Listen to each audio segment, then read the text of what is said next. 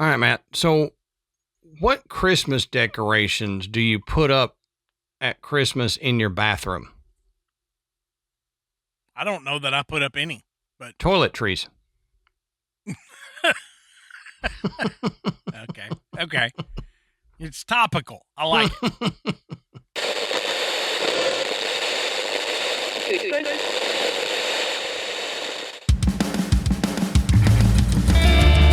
Good evening, everybody, and welcome to the Graveyard. Thank you for joining us tonight. My name is Adam. And my name's Matt. Now, pull up a tombstone or settle into your casket and get comfortable because this is Graveyard Tales.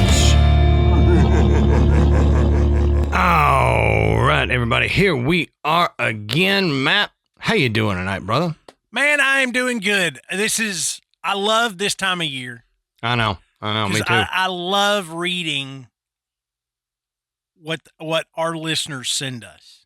I know, this is always an exciting time for Matt and I because we love getting your stories and sharing them. Thank y'all for doing that. But you also help us out because it's the holidays and we got so much other crap going on. We don't have to do research. So we just compile your stories and it's great. Yeah. But before we get too far off track here, I want to say go over to patreon.com/Graveyard Tales. Sign up to become a patron. We got 3 different levels that you can sign up for. All the levels get a bonus episode a week, audio and video. And if you're $5 or $10, then you get the ad-free audio and video versions of our main episodes. And our $10 a month, they get our second show, along with everything else. They get our second show, Side Quest, audio and video, which is fun. We're doing a fun one tonight after this. After we read your stories, we're recording a fun one. But it's Matt and I in a different setting. It's as if you were hanging out with me and Matt and doing fun stuff or learning something fun. Just stuff that we couldn't do on Graveyard Tales. And we're a little freer with the language. We don't, it's not PG-13 like Graveyard Tales is. It's more R. It's but it's Andrew Dice Clay show. Yeah, right. It's fun. But go over there, patreon.com/Graveyard Tales. Promise you it's a good deal because we got a bunch of episodes in the hopper there if you like listening to me and Matt. Also, check out our sponsors. We've got the links in the show notes. You can go get you a deal on something cool. Matt and I love all our sponsors, and by you supporting our sponsors, you help support Graveyard Tales and keep us going because we couldn't do this without our patrons and our sponsors. There would be no way that Matt and I could keep doing this. Before we get into what we're doing tonight, Matt, I just wanted to shout out Ashley. She came in here last night before bed into the studio, shut the door, and wouldn't let me in. I thought I knew what she was doing. Sounds like something Amanda would do, too. Right? I thought I knew what she was doing. And I was right. She decorated the graveyard for Christmas. So if you see behind me, I've got garland, which actually has skulls that are going across the cabinets back there. And I got a graveyard Christmas tree behind me. So it's black. It's got skulls on it. It's awesome. I told her I was just going to put wrapping paper over the front of my cabinets. And she looked at me like I had lost my mind. So I have to agree, this is better than my idea. But, you know, if I had done the wrapping paper, you all would have, you'd have known that I did it. Yeah, right, right. And you said I didn't even, other than, turning my light a little more green behind us. Which I like. I like that. Yeah. But on that note, Matt, why don't you tell us, what are we talking about tonight, brother? All right. So we teased it at the beginning. Tonight is going to be part 1 of our listener stories episode for Christmas. And this is where we celebrate that old Victorian tradition of telling ghost stories around the fire on Christmas Eve. Yep. And if that is, you're like, what? I've never heard of this. You know, back in the Victorian era, you know, in the late 1800s, there was a lot more mystery and I don't know the word. Adam, help me out here. Just there was something about wintertime that, you know, made people kind of focus more on the thinning of the veil, thinking about loved ones that they had lost, and kind of communing with the spirit world. It's not something that we do in the modern era. But that is how this tradition began. You know, just think of the song. Scary ghost stories and tales of the glories of Christmases long, long ago. There's a reason they say scary ghost stories in there. That's exactly right, because they are hearkening back to that tradition. You know, sitting around on Christmas Eve, back when they used to actually put real candles on the tree. When they didn't give a crap about fire hazards at all. That's right. You know, life was a fire hazard at that time. So that's true. You know, people just burst into flames. You know, it was crazy. Walking down the street, spontaneously combust. And you know, they used to decorate the tree on Christmas, like on Christmas Eve. And my tree is up. Yep. My tree went up the Saturday after Thanksgiving. It is not decorated yet, but it's up. We went and got it. We have that tradition of Brooks and I going to get a live tree. Yep. But we have not decorated, and that is just a matter of having all these kids that, you know, can all be here at one time, because everybody gets so butthurt if, you know, you hang a single ornament on that tree and they're not here for it. So. Right. Well, I have a story about our Christmas tree that I told you I was saving for side quests. So. Oh yeah. So if you want to hear that, you got to tune into side quest. And I promise, Adam mentioned it. The one we're doing tonight is, man, it's going to be. It's something. It's going to be something, I'm telling you. All right. Well, hey, I think we've rambled on enough. Let's get into these stories, Adam. All right. As we always say every year, for anonymity's sake, we are going to just use initials of the person who sent in the story. That way, if they don't want to be tied to their story in a public manner, they don't have to be. But if you want to be, if you say, hey, I want to talk about my story, go into our Facebook group and you can say, hey, I am AB or whatever. And I sent in the story this year. What do you guys think of it? Happy to discuss it in there with you. But we just wanted to, you know, every year we want to make sure that you have the power over whether you're anonymous or not. So we're just going to be using initials this year.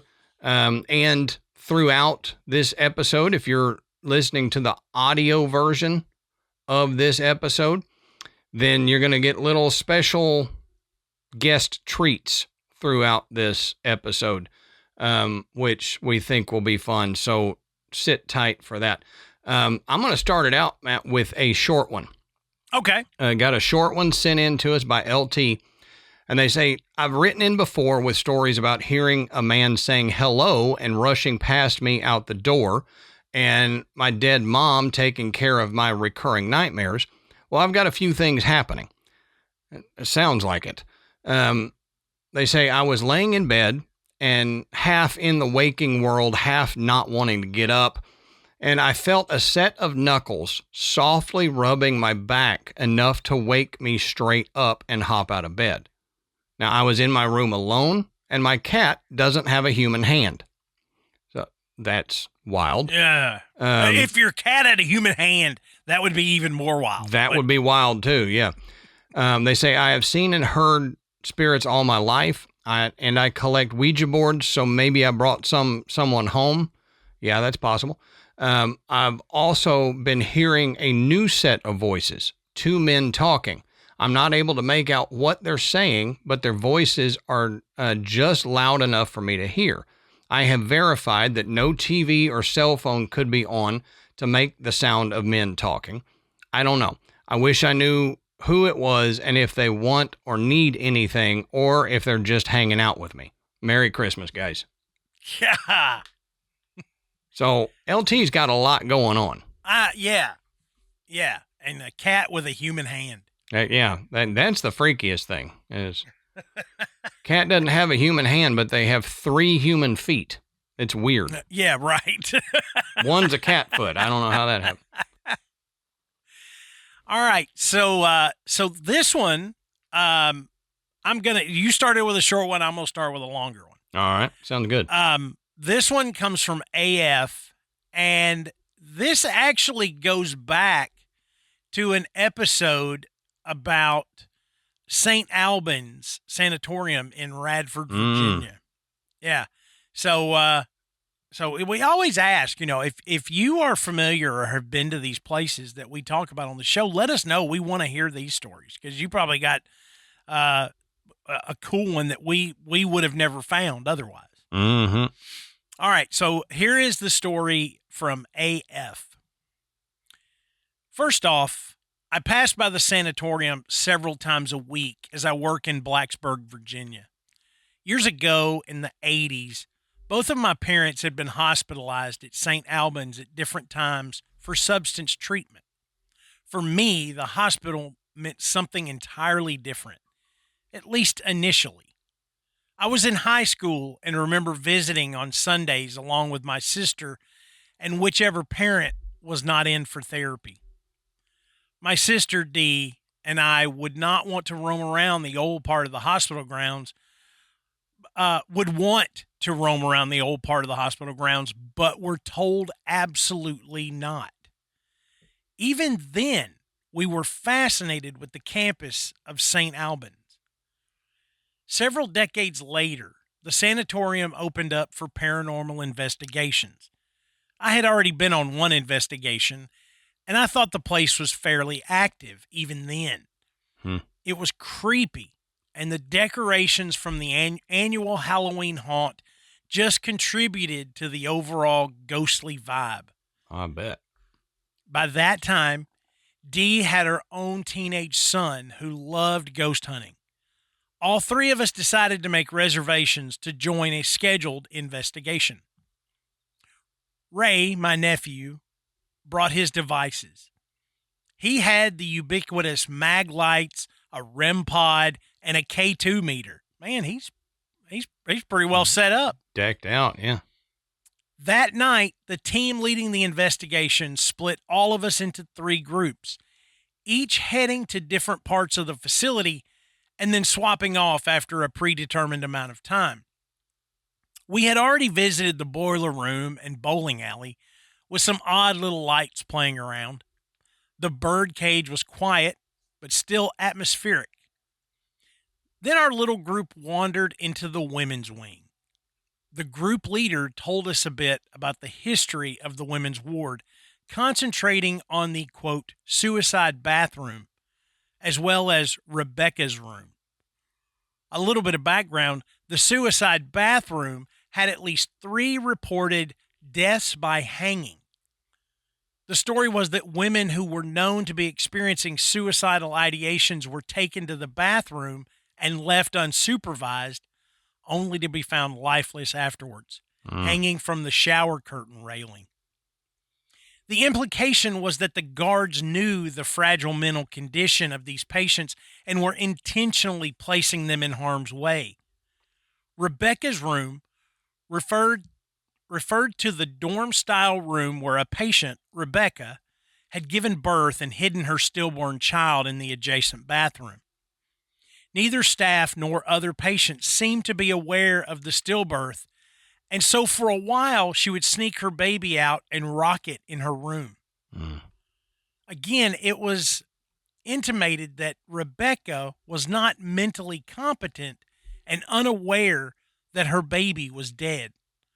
When the baby was found and removed, Rebecca experienced extreme distress and may have been one of the suicides. Our group split up to investigate the several nooks. Dee, Ray, and I were in Rebecca's room.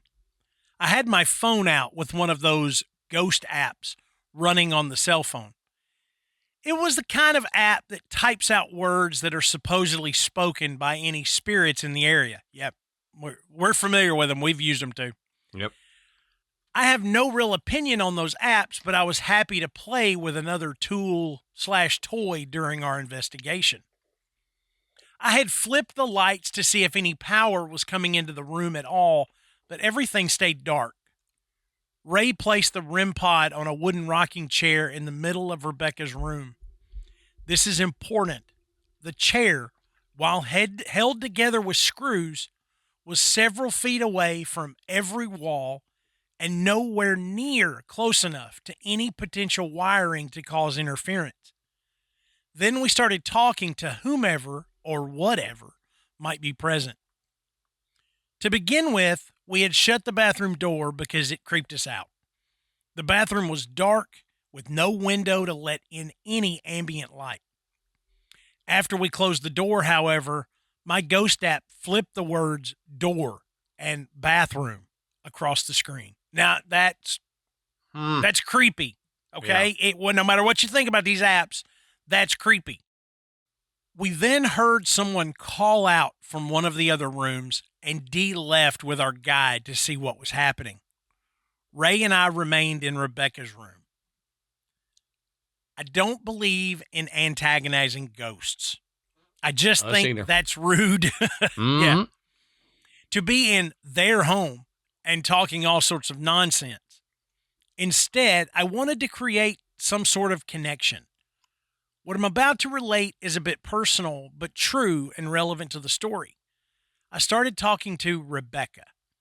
I mentioned that Rebecca is my sister's name as well, which is her first name, and that she too had lost a baby. How we were all upset for her and we cried with her over her loss, that we thought it was a little girl, and how she was going to be named Rebecca to carry on the family name.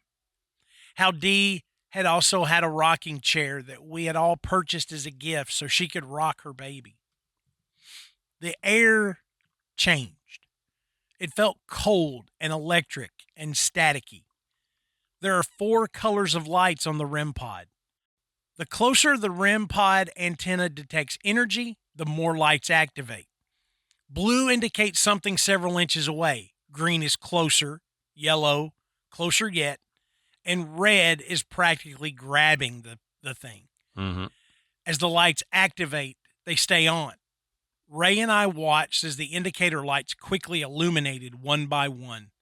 When all 4 colors had come on, the REM pod started emitting an ear-piercing electronic squeal, and it would not stop. We looked at each other in shock. I moved the rocking chair with the REM pod on it to check and see if it maybe was picking up on some sort of electrical charge, and still it wouldn't stop. Using the K2 meter, Ray did a quick scan to see if there were any EMF readings leaking around. I asked Daniel how fresh the batteries were just in case that was the cause. He had replaced them right before the investigation. He had never witnessed the REM pod respond like this. It screeched and flared until the batteries died. Oh, wow. Ray replaced the batteries with new ones from his pack. As soon as he flipped the REM pod upright, it started screaming again. Jeez. The room felt so heavy and tense. Our guide, with Dee right behind him, shot into the room to see what the commotion was.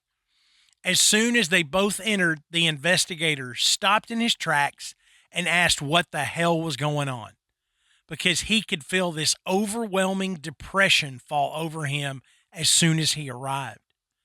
The REM pod kept screaming and lighting up the room.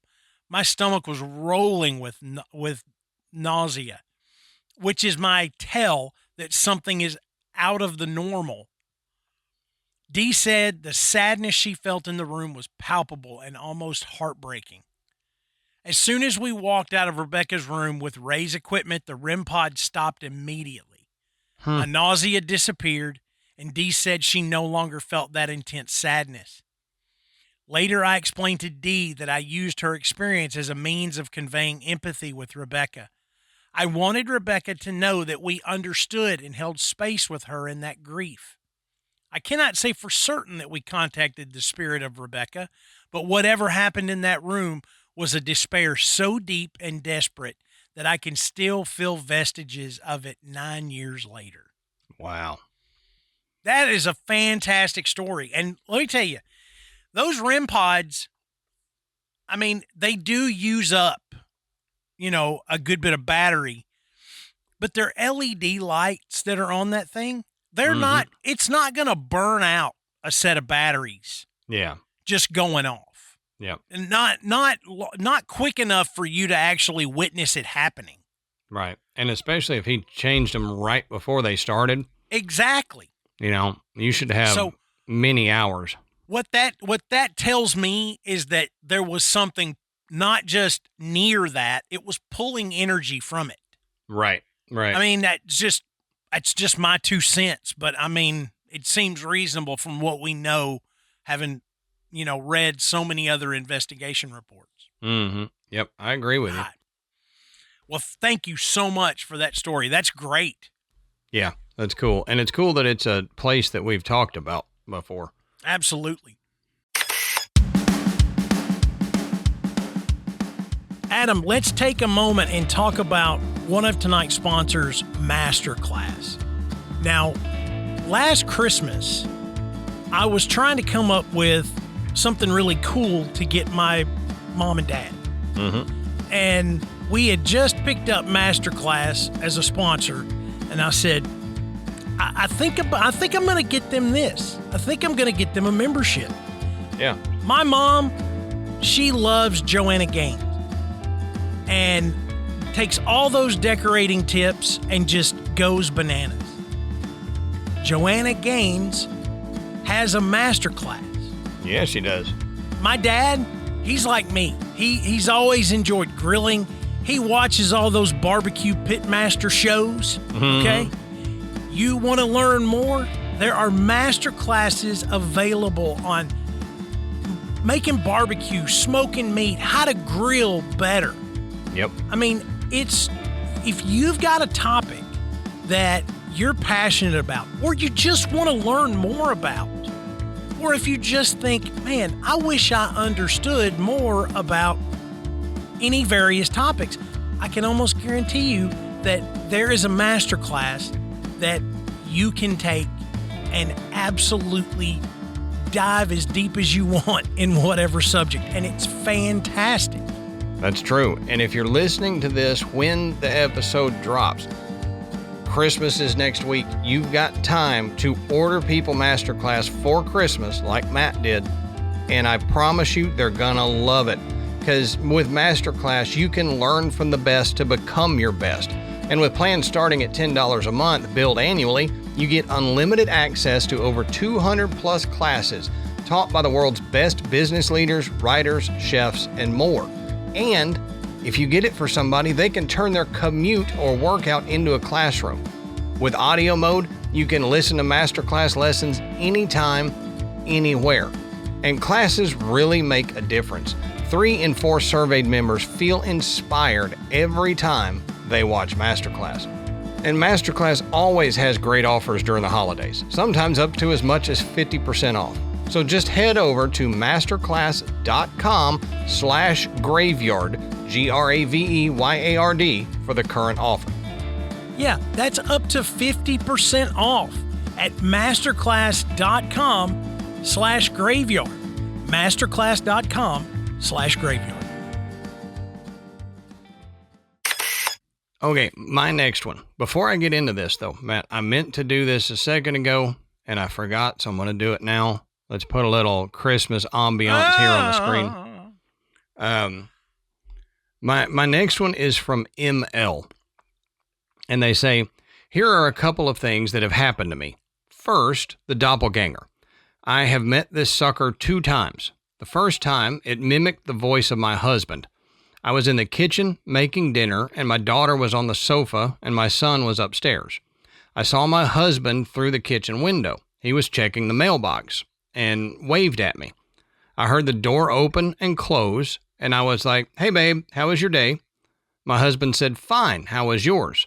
It was a full-on conversation. But when I peeked my head out into the hallway, I was like, where in the F is he? Why is he not coming in? He wasn't there. I checked in the bathroom too. Nada. So I returned to the kitchen, and he came up the front yard, waved at me, and checked the mailbox. My heart dropped, and I felt sick. This time, he came in the house for real, and we did the same spiel we always do. "Hey, babe, how was your day?" Exactly what we do every day. And a few minutes before with what I thought was my husband, but wasn't. Now, the second thing is I was sitting at the kitchen table, and my husband was laying our daughter down for the night, and my son was in his room. I saw my son come downstairs, pass me, and went to the kitchen and checked for some snacks. He didn't pick anything out and went back up to his room again. Not even 2 minutes later, he comes back downstairs and went to raid the kitchen for a snack. I said, "Changed your mind about the snacks?" My son said, "I haven't been downstairs since dinner." I said, "Yeah, you were down here like 2 minutes ago." But he stood his ground, and his dad backed him up. I was dumbfounded again. We have had a lot of other stuff happening here at the house too, like tapping at the window and no one's there, shadow people, and I have seen a little girl before my daughter was born, and lots of other stuff. So you need to send those in, at least one of them in, next year for next year's Listener Stories episode. But Matt, this reminds me of, yes, it's a doppelganger because it's mimicking people in your house, but we talked about a scenario where almost out of body experience, where something did exactly what you were going to do just shortly before you did it, because of either, it reading your thoughts and knowing that you were about to do that. We could never figure out why, but there was it wasn't just, oh, here's a mimic that is mimicking my husband in one way. It's like it's mimicking exactly what was about to happen. So that's pretty wild. I like that. Yeah, these mimic stories, God, they give me the creeps. I know. Because it makes you think, what if that were to happen to you? Like, you're sitting here in your studio, and Amanda walks in, or Ashley walks into mine and says something to you. They leave, and then you get done, and you're like, "Hey, what was so important? Why did you need that?" And they're like, "I didn't come in there. What are you talking about?" Yeah, it'd freak you out. I've got I've told this on the show. My dad has told me that he has seen my mom come like in the room. That's right. Yeah. And then just kind of look at him and then step out, and she's in bed asleep. And I don't know if it's mimic or if it's because he said she didn't say anything. That's why he thought it was kind of weird. But I kind of thought maybe she was astral projecting herself, checking on my dad in her sleep. But nonetheless, it's crazy. All right. Next one comes from EM. And this one is titled Halloween's Uninvited Guest. It was a cold October afternoon, if I'm not mistaken. My parents were out of town with my 3 brothers tagging along. I had chosen to stay because the trip was just for 3 days. That day was the final. It happened to be Halloween night. Since my parents were gone, I was to check in every night, and they had bought a set of Ring cameras around the house, except for the basement, mostly because of the fact that I never go down there, but also since it was unfinished. I was allowed to have a couple friends over, and on this day, my friends and teammates, Tyler, Danny, and CJ, came over and we were hanging out, playing video games in the family room. I'd say it was around 5:30 because we had left from cross country at around 5, and it was about a 15-minute walk from the high school. But I don't recall the pace we had walked. We had barely sat down when I heard a knock at the door.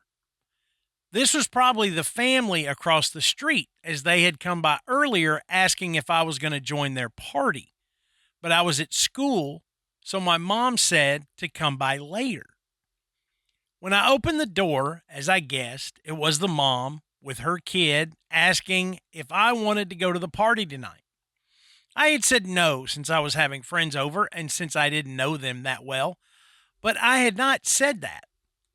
After me, CJ, Tyler, and Danny had finished playing video games, we ventured into the woods.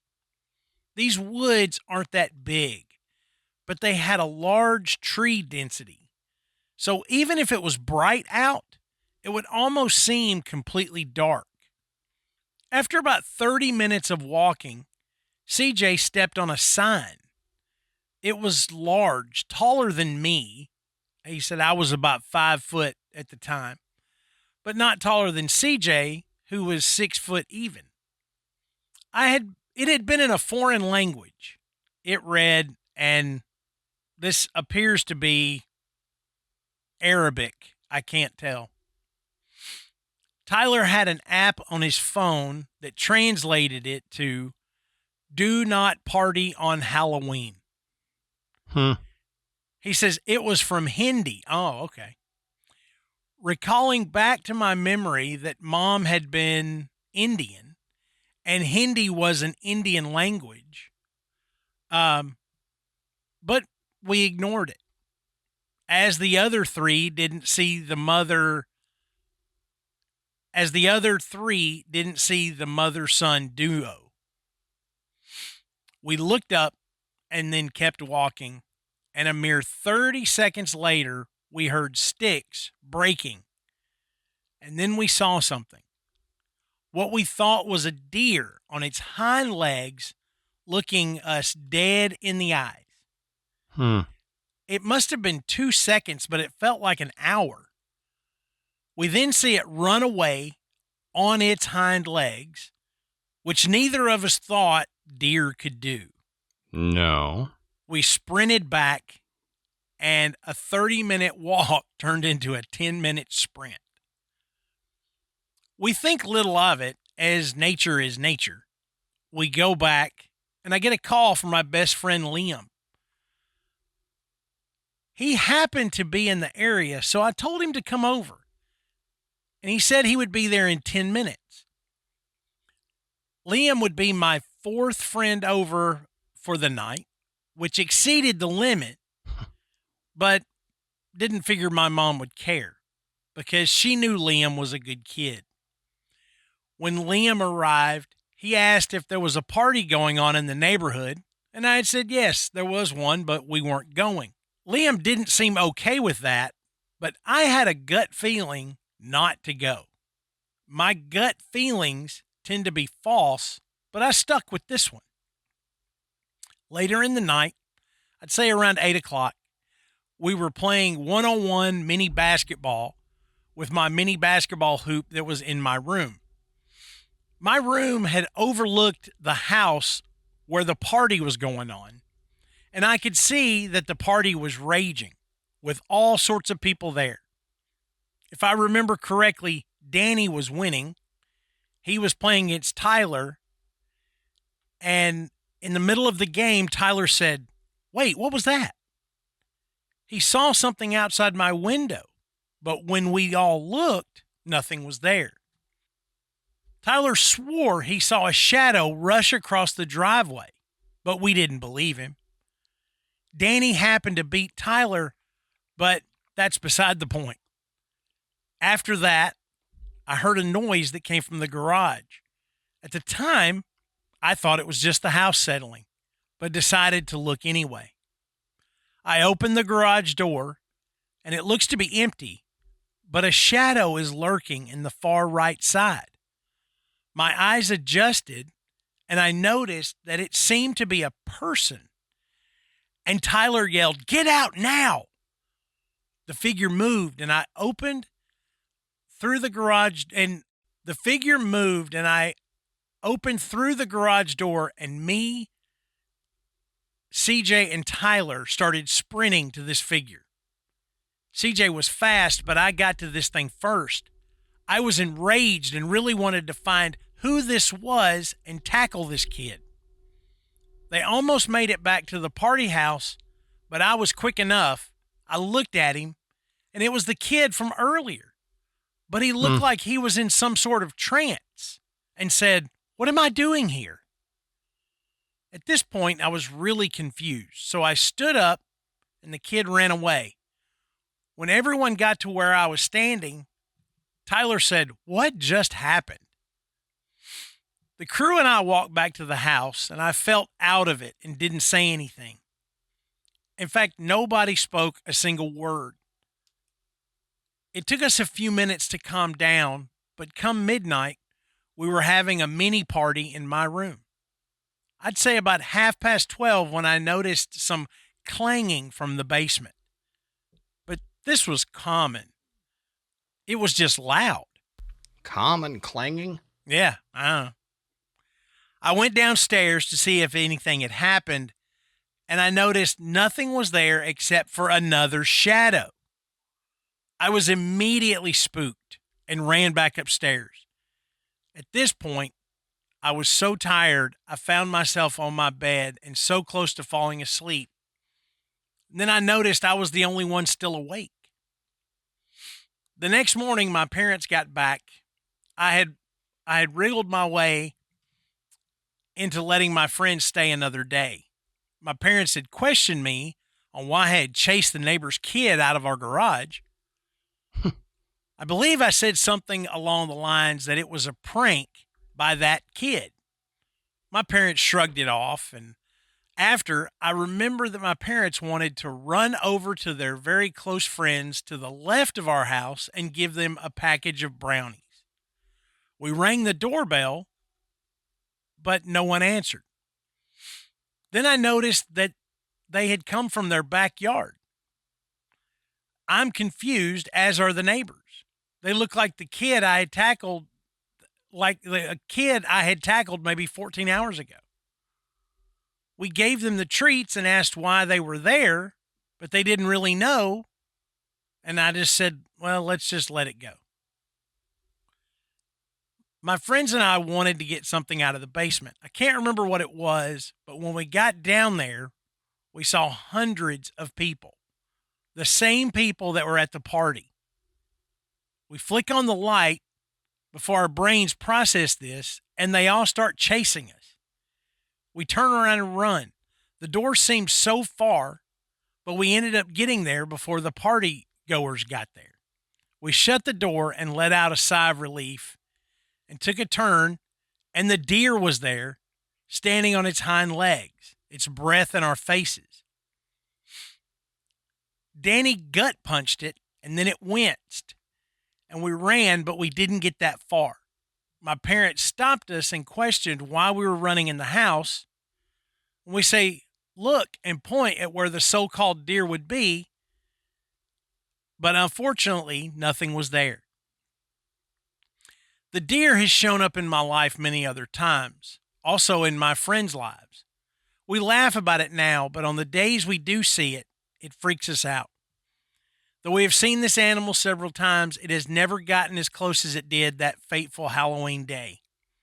At the time of this writing, my friends and I have counted it a total of 18 times collectively. Good grief. Yeah, in 7 years. All accounts between us say it is always seen on Halloween. I'm writing this today on the first day of November because my friends happened to be together on the day prior, and we hit this deer with our car. We moved it to the side of the road, and we hope to never see it again. As I sit here creating this, I can't help but wonder what the future holds for us. This thing may be gone for now, but in our minds, it will always be. I hope last night's events end the terror. Okay, that's freaky, and That's wild. And I'm sorry, EM, if I kind of butchered it. I was trying to get through it, but at some point in this story, I thought, is he dreaming this? Or, man, I mean, I've had some crazy Halloween experiences, but nothing quite like this. So The running on its hind legs remind me of the stories of the deer people. Yeah. The Native Americans have tales of deer people, which are basically humanoid deer that walk upright. And right. It makes me think of that, but it's crazy that it would keep coming back. I mean, it could be Skinwalker because they can shapeshift into animals and stuff. So whatever it is, I would be careful. Yeah. When you see an animal that you think you recognize, like I've seen this particular deer or wolf or dog or whatever before, but it's not a situation where you're like, well, that's the neighbor's dog, or that's the cat from down the street. It's always important to pay attention to that stuff. There's so many things out there that can give the appearance of being an animal that are not. Right. All right. So this story was sent in by TF. Now, they say, I have too many hobbies. Chief amongst them is going to secondhand stores, flea markets, yard sales, and dumpster diving situations to find stuff that I don't feel should go to waste. I like to get that stuff, bring it home, and fix it up or repurpose it so that it can keep on existing somewhere besides a landfill. I've done this with all kinds of stuff: clothing, jewelry, furniture, even a 1958 Lone Star Continental speedboat that I named Shady Lady in honor of my mom, as she is also a 1958 model. And a Shady Lady. And Shady Lady was her CB handle. But that's a different story, it says. Today, I want to tell you about the rocking horse. My favorite things of all to find and fix are toys. I can't stand seeing toys that were once loved and that had once brought happiness to a kid's heart end up dusty and forgotten in a charity store, or worse yet, tossed out on the curb like garbage. Hurts me to my soul. So I keep an eye out whenever I'm bargain hunting, and if I find a cool old toy that just needs some TLC, I like to challenge myself to fix it up so you couldn't even tell it was used, and then donate it to the Christmas toy drive my hospital runs each year. In summer of 2018, I found myself single after an ugly breakup. I needed to be physically busy just then, as it kept my mind in healthier, happier spaces and my hands out of trouble. So I'd bought a little old house downtown and spent the summer fixing it up and turning it into a furnished bungalow to rent out. Furnishing and decorating the place meant I was haunting the local secondhand stores on the regular, and on one such trip, I ran across this little rocking horse. It wasn't the old wooden kind or the big plastic bouncy horses like I had growing up. It was the much newer kind that you see now, where the horse is a plush animal built onto a solid metal frame with wooden rockers. It was white with a pink mane and tail, pink saddle and bridle, princess vibes all around.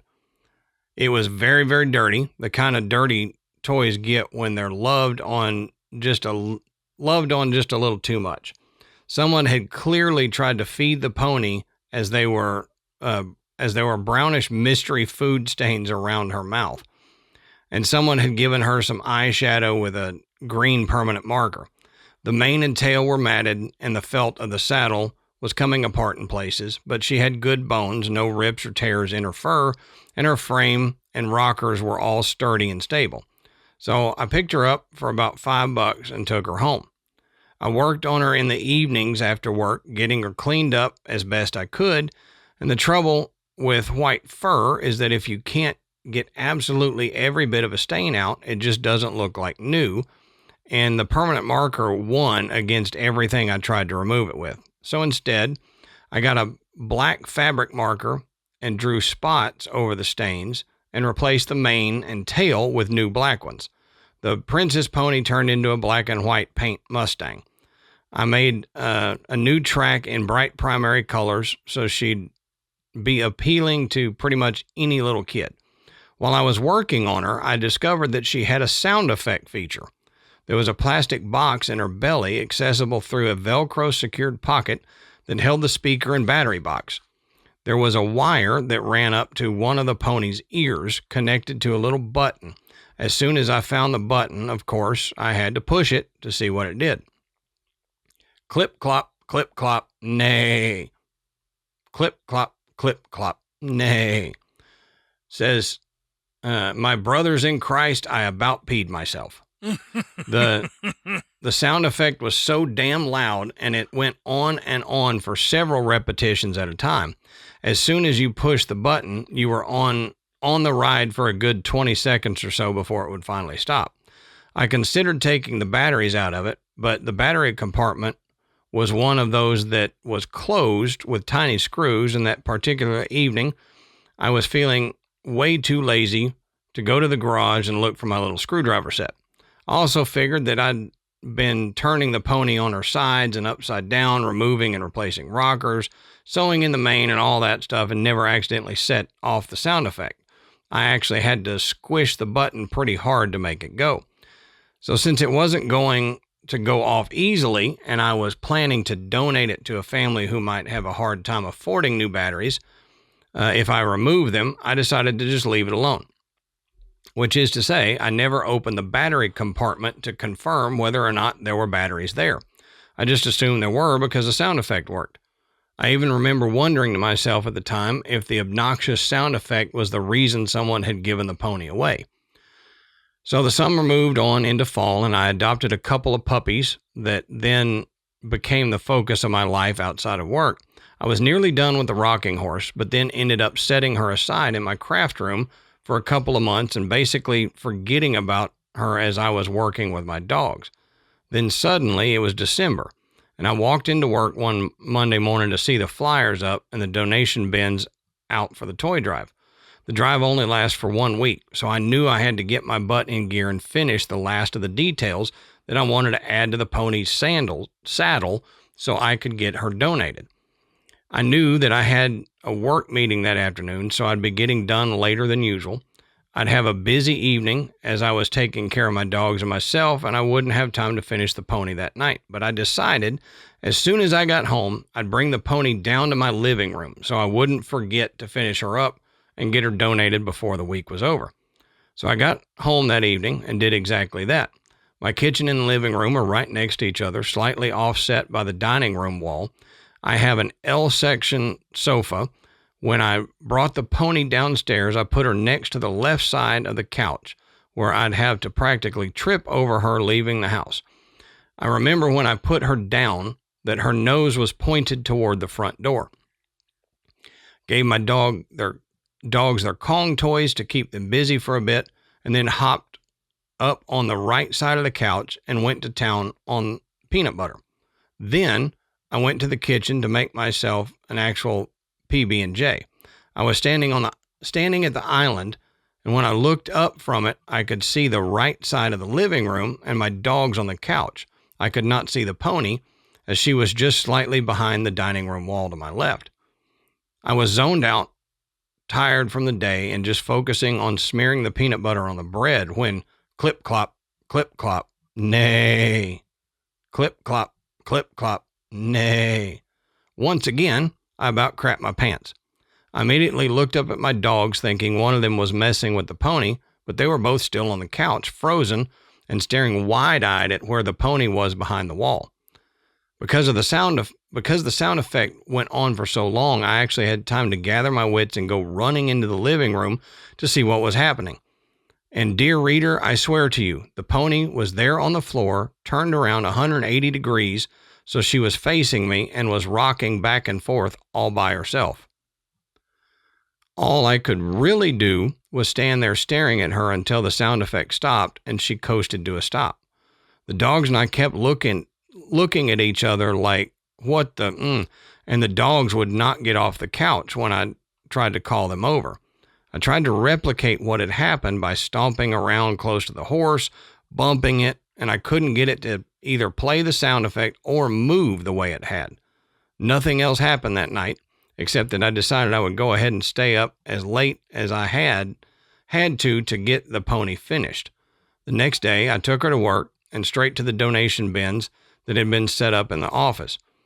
I had since convinced myself that what happened the previous night had been a silly one-off fluke thing. I wasn't really feeling spooked as I loaded the toy I'd gotten into the bins and set the pony down on the floor beside one of them. One of the front desk staff was in the break room with me. She was refilling her coffee mug and casually looking at the stuff in the donation bins. Mallory's a bit younger than me, very nice and down to earth.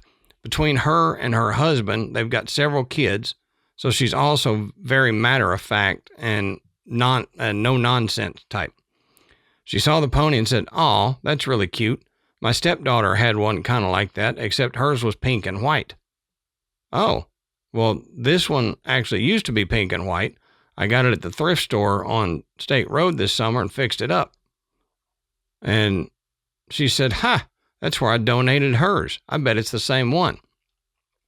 "Sure could be," I said. I didn't mention what had happened the prior night. I didn't have to. Completely unprompted, she said, "Yeah, she loved the thing a lot, but I made my husband get rid of it because it was creeping me and the other kids out.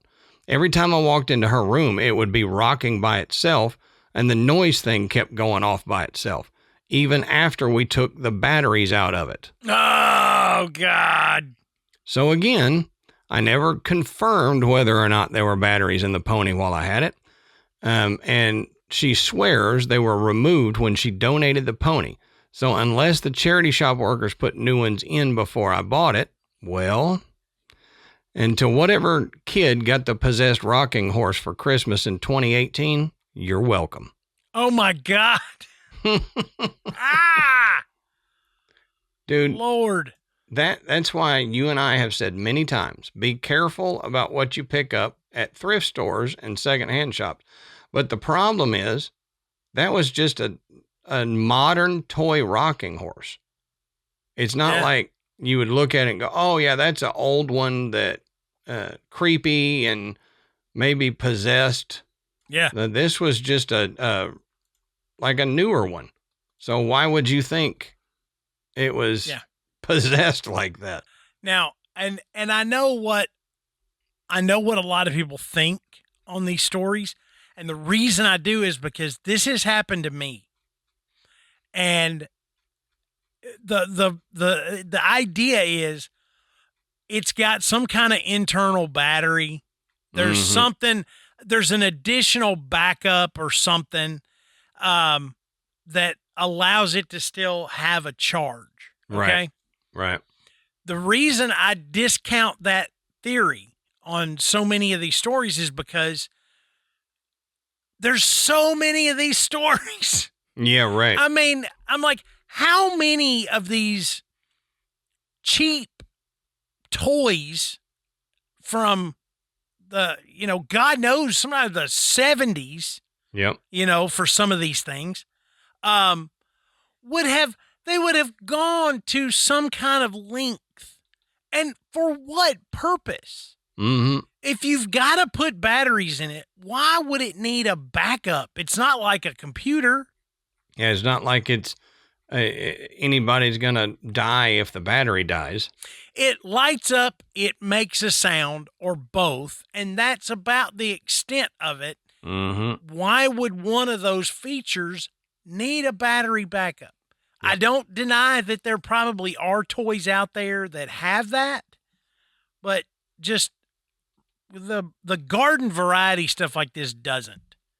And I've seen it happen myself. Yep. It just, and haunted toys, that's one of those things that maybe it's because of movies or whatever that is so creepy. Mm-hmm. It's ridiculous how creepy that is. All right. So this one comes from ER. And she says, "Hey, fellas," and has some nice things to say to us and thanks us and everything. We'll get right into the story, but we do appreciate those kind words. Says, "Let's start out with the star of the show, my dog Ghost." Well, now see, there's your problem. You named your dog Ghost. Right. Said, "I found him in October of 2021 on my way home from an early morning workout, trotting out of the mist and crossing the road without a care in the world. He is an all-white, 70-pound, very wolfish-looking, mostly husky. So my first thought was that he's a ghost dog." Okay. Yeah. I like that name. I'll give you credit for the name. Yeah, it's good. But that didn't stop me from being a stereotypical white woman and tossing him in the back of my car. I met back up with the friend I had been exercising with minutes ago, who has a lot more rescue experience than I do, and we took him to the vet to look for a microchip. Long story short, we met up with the owners, but they said they couldn't care for him and I could keep him if I wanted. Oh, wow. And I obviously did. Oh, and that his name is Ghost. Huh. Well, what do you know? That's a coinky dink. Yep. I lived in an apartment at the time, and having Ghost there was like having a Ferrari in a parking garage, according to my now husband. So Ghost had to go live with my parents for a bit while my husband and I finished house hunting. We bought a lovely house, but the backyard had fences far too short to contain a husky. However, as we were building a taller fence, Ghost stressed my mom out with one too many escapes, and he came back to us before the fence was complete. This meant that Ghost had to spend a few work days hanging out in our garage for a few hours because it wasn't safe for him to be alone in the backyard yet. This is when odd things started to happen. At first, we thought Ghost had bad separation anxiety, and we didn't blame him. He'd been shuffled around with different people a lot recently. But we still weren't thrilled when he started eating through the wooden door into the house from the garage. Claw and bite marks really emphasize the 1% wolf that his genetic testing claims. Eventually, my husband made sort of a blast door out of plywood anchored into the bricks beside the door to shield the door from Ghost. Around this time is when we put up security cameras, and we were heartbroken to see Ghost not sad or bored, but genuinely afraid. She says, "I'll attach the video, if I can, of him, tail tucked and whining, fully ripping the blast door out of the bricks in an attempt to escape the garage. We noticed him staring at one corner of the garage frequently, but we still didn't yet realize that this was more than separation anxiety. We got Ghost a radio to keep him company with the sound of quiet human voices, until we came home multiple times to find the radio cranked up to an uncomfortable max volume. Cheap Walmart radio, we thought, even when it turned itself up in front of my husband once. Yeah, cheap radio just cranks the volume up. Yep. We rationalize a lot of stuff. I know it. As soon as we could, we finished the fence so that Ghost had the run of both the backyard and the garage during the day. Other than the fact that there was one region of the yard where, every time he ran past, he would suddenly fall over. Not like he tripped, but like a fainting goat. He would just thrown down to the ground. We looked for something unique about that part of the yard, something that might smell fun to roll in, anything, but couldn't find anything. I know about rolling and stuff. I got a beagle. Yeah, that's right. Says the strange part of the yard was outside the fence. A 3-foot by 7-foot, coffin-sized, perfectly rectangular bare patch of dead grass in the middle of our otherwise green yard. Sure, that would just be where the septic tank is buried. Mm-hmm. But that's not where the house blueprints indicate it would be. Things were quiet until the night my husband and I went to a cake tasting event at our wedding venue, one town over. It was an early spring night and quite cold, so for the first time we decided to give Ghost the chance to stay inside while we were away. Rather than kindling him, we leashed him to a 50-pound weight that was under his dog bed in an alcove next to the fireplace. There's a lip in the bricks there that would keep him from dragging the weight. Unfortunately, the wedding venue is a remote location with very poor internet access, so we couldn't check in on Ghost through the security cameras while we were out. We were shocked at the destruction we arrived home to. All of the furniture in the room, the couch, the recliner, the small coffee table, had been pulled toward Ghost's alcove. We're very sure that all of this furniture was out of his reach.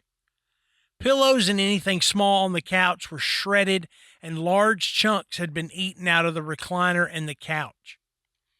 That we concede Ghost may have done, but have no idea how all the furniture was pulled toward him, even considering that he is very strong.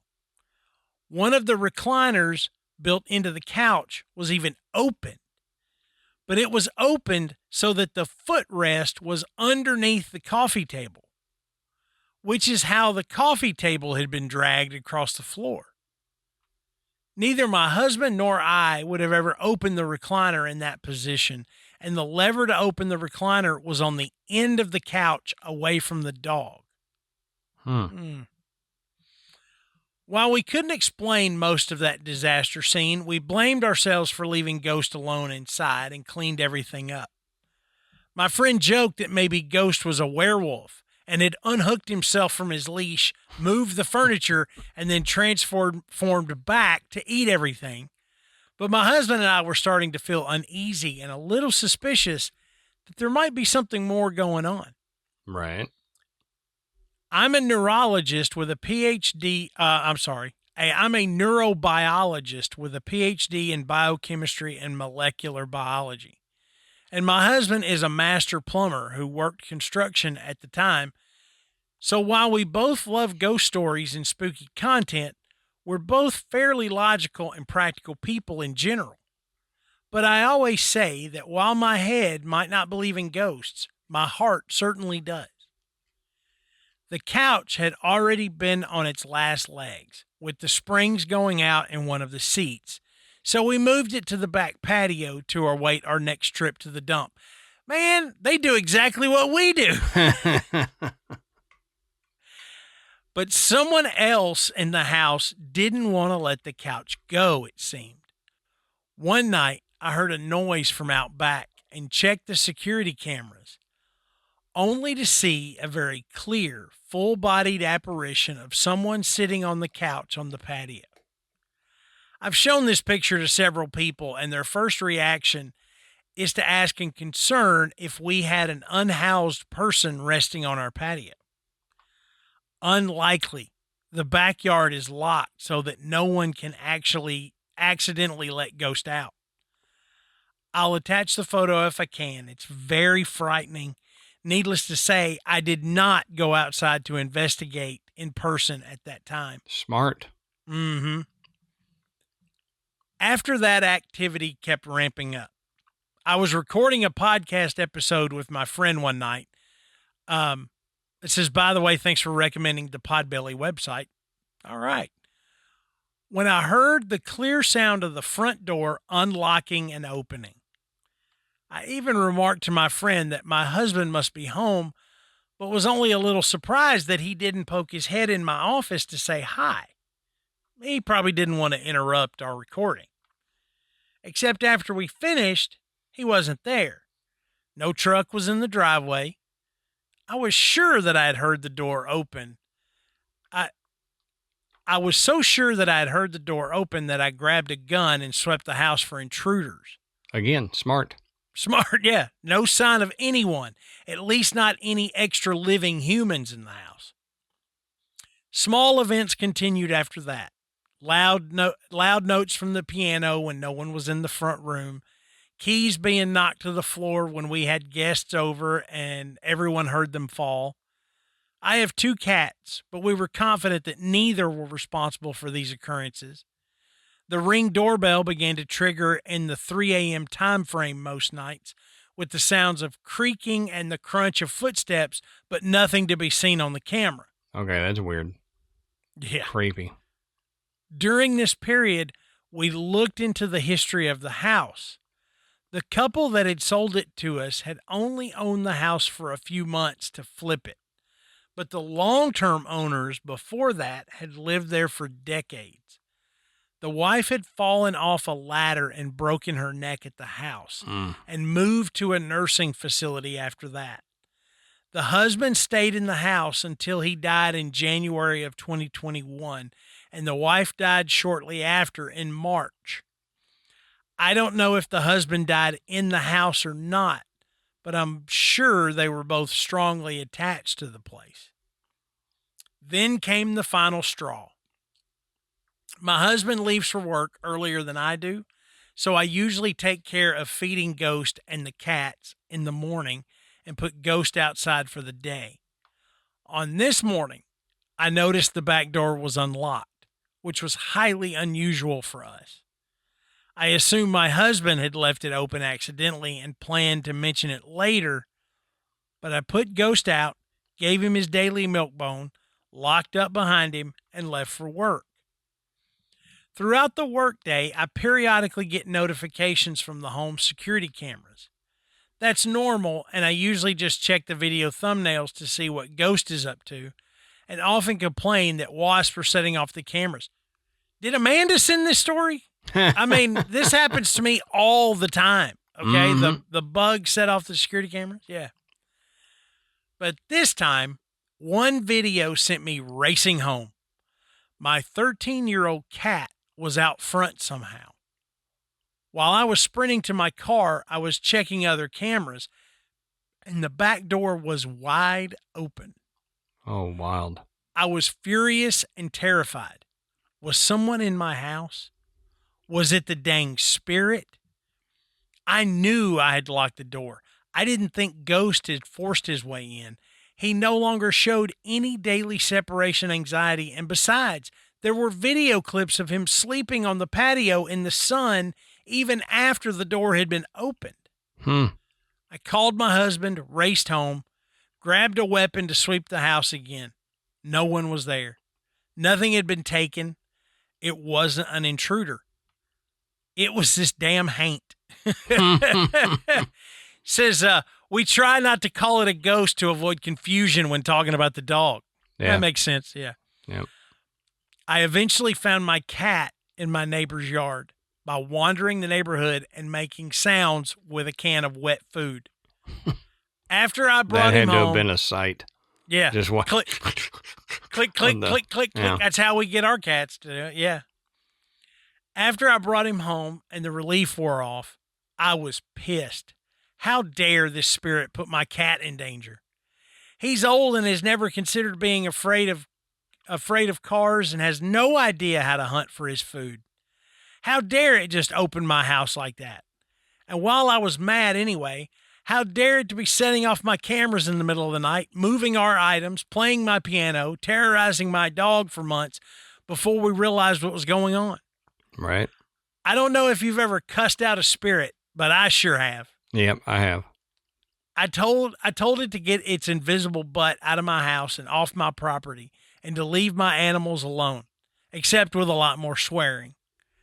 I threatened it with holy water, crucifixes, and whatever ethically sourced alternative to sage I could find. But spoiler alert, I didn't act on those threats fast enough. I guess I pissed it off at that point, and it took it out on my husband.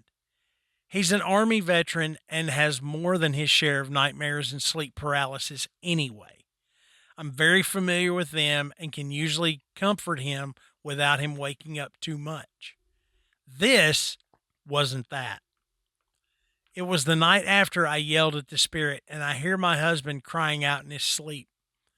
I had to reassure him like I usually do, but this time he sat bolt upright in bed, staring down the hallway.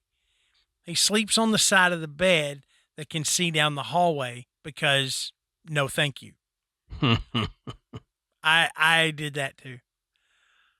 Eyes open, he muttered, "They keep poking their head around the corner," and then collapsed back down and was immediately asleep again. Wow. She says, "Fellas, I tell you, I almost started packing right then." Mm-hmm. The next morning, he told me he had seen a pale, ghastly face with long, dark hair, very Samara-like, peeking out from the living room and into the hallway, staring at him. What, Samara? That's from The Ring, right? Isn't that? I think so, yeah. Yeah. The good girl, the long hair and everything. Yeah. That's not a normal night terror. That's what we call a big nope. I got out the crucifixes. My friend's yoga instructor, who is big into the New Orleans spirituality scene, sent us bloodstones to put in water on our nightstands to protect our dreams. I told everyone I knew, and those who are religious or spiritual began to pray for us. After that, everything stopped. In reality, we think my husband took the ghost to work. At the time, his company was renovating some barracks on the local Air Force base, and his coworkers began to report items being pushed off of tables, seeing people go into rooms only to follow and find no one there.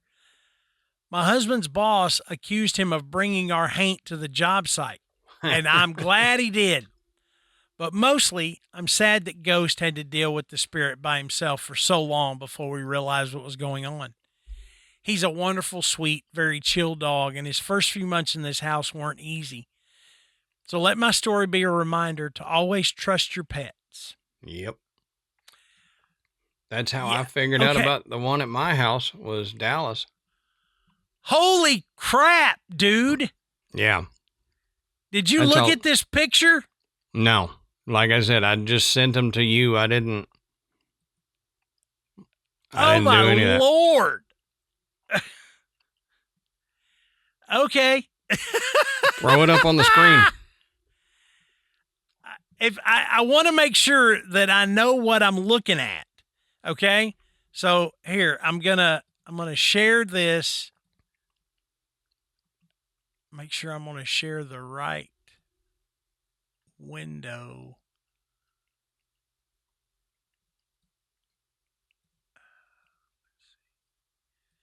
Okay, here it is.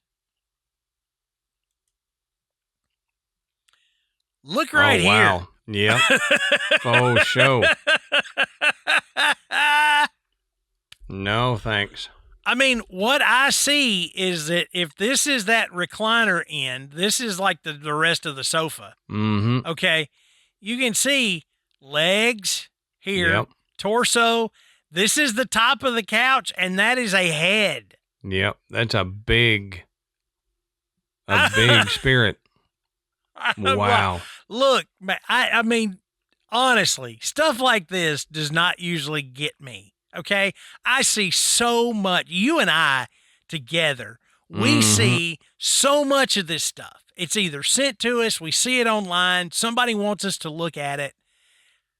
I have never seen something like this that just went, I mean, I immediately looked over there. I was like, whoa. Yeah, that is wild. And that it's very clear. Yes. Like, I agree. Do not go outside when you see something like this. No. Stay locked in your house. Because that looks solid enough to be a person. Yep. That's crazy. Okay. I mean, that. Wow. Thank you so much for sharing that. And I mean, that is a fascinating story. It is. So much happened. So much happened. Yeah. Yeah. I mean, just look, I've had my share of experiences, and I know Adam has, but I've never had photo evidence like that. No. I mean, no.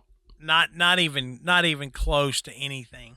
So really, really, really cool. I appreciate you sending the picture. That's great. Yeah, that helped with visualizing the story and stuff. That's, well, I'm glad it's at the Army base now and not your house. That's exactly right. Okay, this next one is sent by SM. And they say, I have a dad joke if you don't mind. What do you call a cow who can't give milk? A bull. Yeah. A milk dud. Oh, yeah, that is a perfect dad joke. Mm-hmm. Now, they say, I live in Charleston, South Carolina, but I'm from Long Beach, California. So I've been on the Queen Mary more times than I can count on two hands. So I have quite a few things that have happened to me while I was staying on the ship.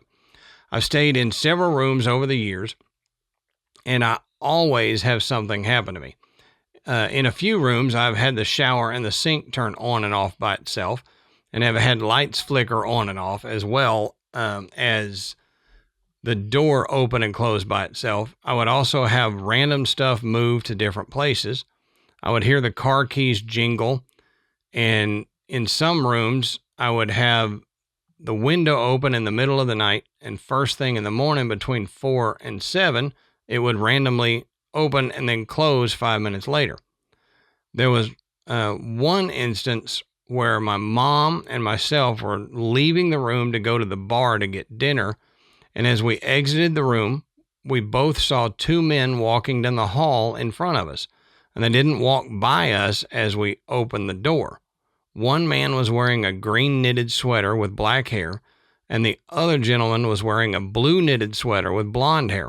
Both men were about 6 feet tall, and they had turned the corner to go up the stairs, and they just vanished.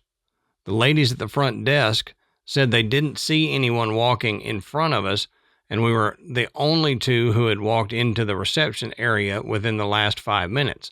So they got their manager to come pull up the security footage, and they pulled up the closest camera near our room that was on our floor, and sure enough, they caught the guy in green floating down the hallway from the waist up with no legs, but his body was bobbing as if he was in the motion of walking. But they didn't see the guy in blue.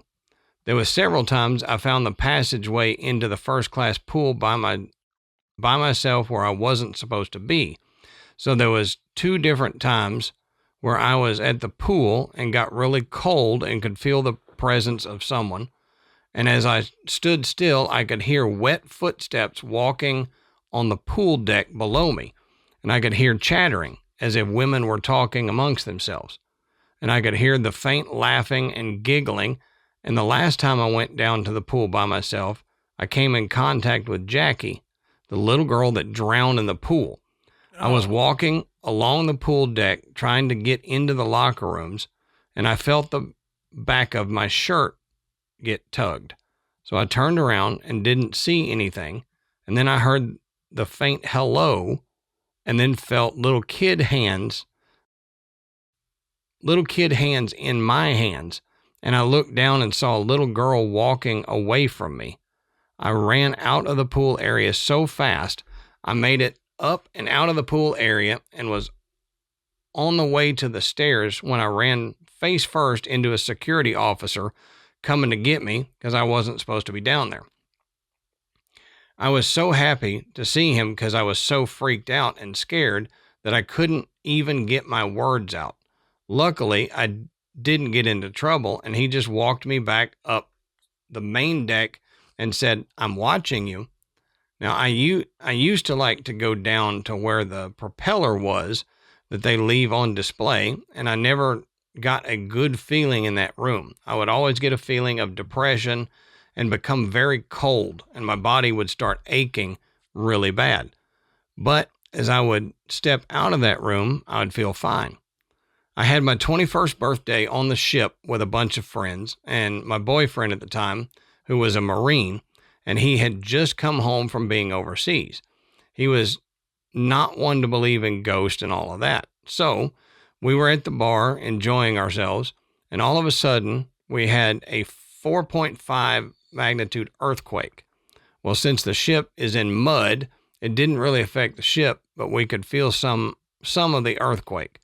So the six of us were assuring one another that we weren't drunk and that it was an earthquake.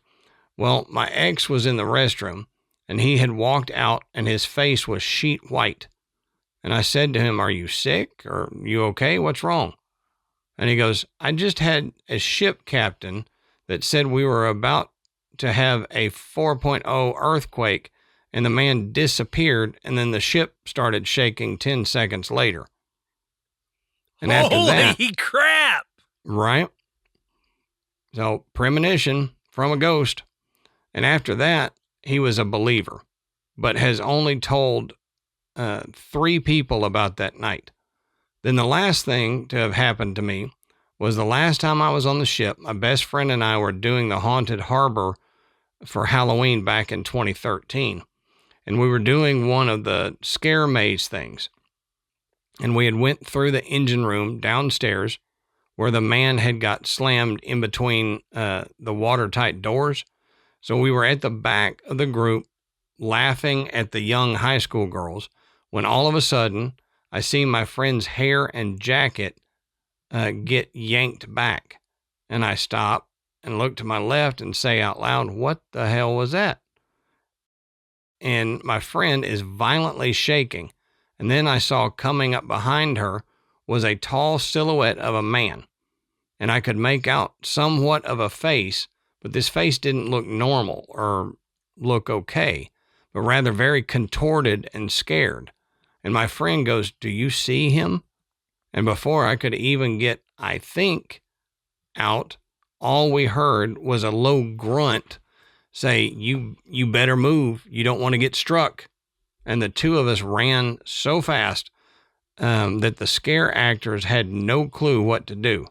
So when we got to the exit, we begged and pleaded to be let out. So they did, and the security guards got called over, and the guard who had come to pull me from the pool 3 years prior looked at me and goes, "Now, Mrs., I told you to stay out of trouble and stay out of here. Stay out of where you don't belong. Did you see him? The man who got smashed?" And my friend and I just shook our heads in disbelief. It was such a great and horrifying experience. I haven't been on the ship since 2013, since I moved back to Charleston. I definitely miss the ship, and I hope I get to go back to visit soon. Holy cow. That's pretty great. So the security guard she ran into knew exactly what had happened. Yep. And I can't get over the boyfriend at the time being in the bathroom and him saying that the captain came and told him that there was going to be an earthquake, and then there was. Yeah. Man, that is nuts. Yeah, that's cool.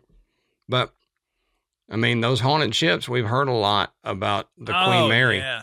Oh yeah. So I sometime I would like to go visit, because if they have had that much happen to them at the Queen Mary, I've got to have something happen. Oh, right? Yeah. Yeah, absolutely. Okay, so this next story comes from AS. And they say, "Hey guys, I want to preface this by saying that this isn't necessarily a scary story, but it's just weird." And I'll say, that's fine. We like the weird stories too. That's right. So I'm originally from the Pacific Northwest, Washington State specifically. Most people know that Washington is known for being green with lots of trees because it rains a lot. Well, being from there, we had our favorite roughing it camping spot up near the mountains that we would go just to hang out around the fire and camp and have a good time. That sounds great. Anyway, my brother at the time had just got out of the military, and it was the first time we were seeing him. So my husband and I decided to take him camping with us. It was the beginning of November, and up near the mountains, it's a higher elevation, so it was snowing where we were camping, but not snowing too hard. But it was very, very cold. So we set up a tent and built a fire to try and keep warm. By this time, it was already evening. Well, I was in the tent, and my husband and brother were hanging out by the fire when we suddenly heard this very high-pitched sound. The only way I can describe the sound is what I would imagine a dog whistle would sound like if we could hear it. I could hear it in the tent, and I went outside to ask if they were hearing this sound, and they said they could. We just couldn't figure out what it was or where it was coming from. It wasn't so loud that it hurt your ears, but it was annoying, if that makes sense. The weird part is that any way we turned our heads, it sounded like it was coming from that direction. So there was no way we could pinpoint what direction the sound was actually coming from. In all, I think it lasted a few minutes at most, but when it stopped, we all just rushed into the tent because we weren't going to be outside just in case something showed up. To this day, we have no idea what it was. Listening to paranormal podcasts since this encounter, I now wish I would have at least looked up at the sky to see if anything was happening above us. We joke about how it definitely was Bigfoot since we were in the woods and it's the PNW and known for Bigfoot. Just bizarre. Yeah, that is just bizarre, but And I mean, look up because it could have been, you could have been hearing the mechanical hum of a UFO, or we've heard stories of Bigfoot making high-pitched whistling noises to communicate. So you probably did experience something, like you said, weird, and it's pretty cool. Thanks for sending that in. Yeah. I mean, the Pacific Northwest is, it's an odd place. And, you know, we get so many stories that happen up there. I mean, if we're talking about Bigfoot sightings or the strange disappearances, you know, Mount Shasta being up there. Yep. It's just, there's so much weird stuff going on up there. Yep. All right. Our next story comes from TV. Okay. No, not television. The initials TV. It comes from a TV. What? It says, I was around 18 or 19 at the time. I had gotten off work around 10 p.m. I was heading over to my best friend's house, which wasn't terribly far away. I had called to inform her I was on my way and I would be there in 10 minutes or so. I recall the rain that night. Horrible thunderstorm. Since the road conditions were not terrific by any means, I was taking my time. As I turned onto Veneta Drive, a road I was extremely familiar with, I came up to the point where the road begins to curve and proceeded to slow down. Apparently not slow enough, I hydroplaned, lost control of my car, through the ditch, and had wrapped around an electrical pole. Dang. I hit my head hard enough to cause me to black out for a few seconds. Awoken from what felt like someone viciously shaking my shirt. Think of a kid having a bad nightmare and trying to frantically wake you up from bed, and then multiply it by 1,000. I woke up and felt as light as a feather, almost as if something was guiding me through the busted out window of my car. As I stepped out of the wreckage, a few guys had pulled off and called 911. A few moments later, I called my friend and told her, "Don't be mad." Her immediate response was, "You had a wreck, didn't you?" I hesitated and said yes. And since this is a G-rated show, I won't say exactly what she did. Moments later, she showed up with her mom, had called my parents and told them where I was and what happened. The paramedics had shown up and had me sitting in the back. I called my parents myself in the back of the ambulance and informed them. It's not that bad, Mom. It looks like a small dent in the hood of the car. After the tow truck showed up to pull it off, the driver's side of my door was so caved in, there was no way I could have made it out of the window the way that I did. Says, I'm not a small guy, 6'3", 250. I don't know how I squeezed out of such a small area. It couldn't have been physically possible. After the car was pulled off the pole, the paramedic had looked at me and said, if you had hit any higher or lower, you would be dead. Oh, wow. They took my vitals and asked if I wanted to go to the hospital, which I had declined after they looked me over. Since I felt fine, I was told to stay awake for the next few hours, and if anything changes or if I felt any different, immediately go to the hospital. No one was around me when I felt someone tugging on my shirt. I got lucky that day. Frankly, now I look back and like to think it was my guardian angel. Here I am now 33 years old and still think about that night and how to explain what happened. As you all say at the end of the show, what do you guys think? Yeah. And I don't know what to think. It does sound like what other quote guardian angel stories sound like. It does have a lot of similarities to it, but it also sounds a little like an NDE.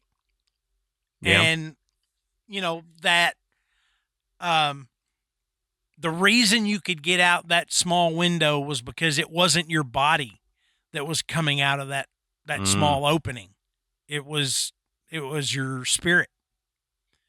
And whatever transpired between you having that sensation and then realizing you were out of the vehicle could have possibly been the time that you snapped back. Yeah. And you were maybe unaware that you were being extracted, but I don't know. But I think one explanation for this is as good as another. And if thinking that it's a guardian angel story helps you to deal with it, then so be it. That's what it is. Yeah. So it really does sound like a guardian angel to me. It reminds me a lot of the story I've told on here before of what I say was my grandfather waking me up before I had an accident. I was heading to work real early one morning. It was, pre 6 a.m. It was probably right about 5 o'clock in the morning. And Vietnam veterans there in Hendersonville was dark. And, there's areas that it drops off on the side of the road. There's no guardrail, but if you go over to the shoulder, then it just drops off. And I was heading to work, and I guess I fell asleep because the next thing I remember is I hear my grandfather's voice go, "Adam, wake up." And I snapped to right as my tires were hitting the rumble strips on the side of the road. I had dozed off and started veering off the road.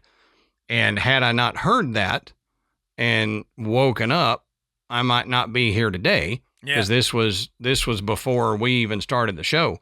But your story reminds me of that to a degree, where you had somebody helping you out of the vehicle and keeping you from perishing. So I like that. Okay, so this next story is from PK. And they say, "Good evening and happy holidays. As per my yearly tradition, I have a tale for you. When I was in college, I acquired a hedgehog as a pet. The story of how he came to live with me is an epic and harrowing tale that I won't tell now. Maybe another time. A harrowing tale of a hedgehog. Okay. I love it. I want to hear that story. Right? I named this hedgehog Harold, and I love the heck out of the little thing. Spoiled does not even come close to a worthy descriptor. Now, if you've never had a personal relationship with a hedgehog, here's a piece of information that you need to know. Hedgehogs hyperventilate when they get scared, which is all the time. Harold was afraid of everything. His favorite snack was green peppers, but he was also afraid of them. So it would take him it would take him all afternoon to eat them because he would have to sneak up, steal a bite, and retreat to a corner and panic for a while before starting all over. Now, hedgehogs are very skittish, and when they get scared, they curl up in a ball and hyperventilate. So they make a deep, throaty, snuffling sort of noise. If you've met a hedgehog before, it's an easily identifiable noise. If you don't know any hedgehogs, you'd probably think that there's a man-eating monster somewhere nearby and get the heck out of there. Fortunately, I knew my hedgehog well enough because we had established a nightly routine. I had a roommate, and our bedrooms were directly next door to each other. In order to avoid waking up my roommate in the middle of the night, I would avoid turning on the lights when I woke up at night to use the bathroom. The disadvantage to this strategy was that I, without fail, would stumble around in the dark until I inevitably banged my shins against Harold's cage in my blind quest to relieve myself. In response, I would hear Harold hyperventilating in his cage for a while after I'd startled him awake by tripping over his house. You'd think both of us would have got the hang of the routine after a few years, but neither of us were particularly quick learners. As is generally inevitable with pets, I outlived my beloved baby. He succumbed to a sudden illness, and within a matter of hours, I had lost one of my best friends. I was absolutely devastated. I cried myself to sleep at night and didn't have the heart to put away Harold's cage. In the night, as usual, I woke up needing to use the restroom. I stumbled toward the bathroom, slammed my shins against Harold's cage, and cursed under my breath as I heard him begin to freak the heck out as I relieved myself and went back to bed. It was probably 2 minutes before I shot up straight in my bed. I didn't have a hedgehog anymore. So who the heck was hyperventilating in the cage by the door? Oh my God. I leapt out of bed and turned on the lights. The hyperventilating stopped. I pulled everything out of the cage, but there was no sign of a living animal inside. I went back to bed, but I was certain that this was Harold's farewell. I put all his things away the next day, and I didn't hear him again after this. Of course, I miss the little hellion with all of my heart, but he is still with me. I recently had a son who is named after a guy that I sent a story in to Graveyard Tales about 2 years ago. And when he's in a tizzy, he will make a snuffling noise that sounds exactly like a panicked hedgehog. My husband and I joke that he is channeling Harold. Thank you guys for being so awesome. My baby, 3 months old now, is a huge fan. We listen to you guys all the time in the car. Happy holidays. So first, that's awesome. Yeah, first I have to say, we are a huge hit with 3-month-olds. That's right. That is our biggest demographic is 3-month-old. But no, that is a cool story. I have had personal experience with what I feel is pets coming back after they've passed. Yeah. So that's a very cool story. Thank you for sending that in. Oh man, that's nuts. That's the first ghost hedgehog story I've ever heard. Yeah, me too. I like it. All right. So our next one comes from AB. Not me. That's right. Not our Adam. All right. So AB says, the first part of my story could possibly be a dream, and I acknowledge that fact. Having said that, I have had a history of unexplained markings on my body that appear when I wake up in the morning. One time, there was a strange mesh-patterned bruise on my thigh. Hmm. The pattern did not match anything that I owned or anything I had interacted with. Another time, I woke up with a handprint-shaped bruise on my body. Oh, geez. The hand was not in a position that I could position my own hand, and there was no logical reason for it. It's as if someone had grabbed me and was holding me down. It says, now on to my story. We were in Cancun, Mexico on our honeymoon in 2010. Our hotel room was on the 10th floor. It had this flashing light on what I would assume was a smoke detector. It was like a mini strobe light, and it would flash once a minute really quickly. On our second or third night there, I had a very intense dream. I was in bed surrounded by gray aliens. I could only Weird. see them when the smoke alarm flashed. I also seemed to be seeing myself from above at times, kind of an out-of-body experience. I got the sense that their craft was hovering right over the balcony. It was such an unnerving dream that it stuck with me the rest of the trip, and I still remember it like it was yesterday. My second story happened to my mother in the 1980s. Full disclosure, we lived less than 5 miles from an airport. However, I believe once you hear the story, that fact won't matter to you. It was about 11 p.m. and my mother was walking around closing windows before she went to bed in the dead of summer. We had no air conditioning, so we kept the windows open to try to keep it cool, but my mother was paranoid enough to lock the windows before she went to bed. I get you. Yep. I get you. As she approached one of the windows, she looked outside. Above the road, practically grazing the top of the trees, was a round, bright light. It was as wide as the road and just gliding down the street. It was moving at maybe 5 to 10 miles an hour. All the windows were still open and there was no sound at all. She watched it glide down the road until it went out of sight. Says, this is my mother's story. No sound and no explanation. Dang. That's wild. My father's story is the most incredible of the three. He was a young man of maybe 12 years old. His neighbor had a barn. One night, he looked out his window and saw a craft hovering over the barn. There was no noise, and there was a large spotlight coming off the craft and illuminating the barn. Then it zipped out of sight. That story by itself is incredible enough, but what happened about a decade later makes it even better. My father is now in his early 20s, and he's moved away.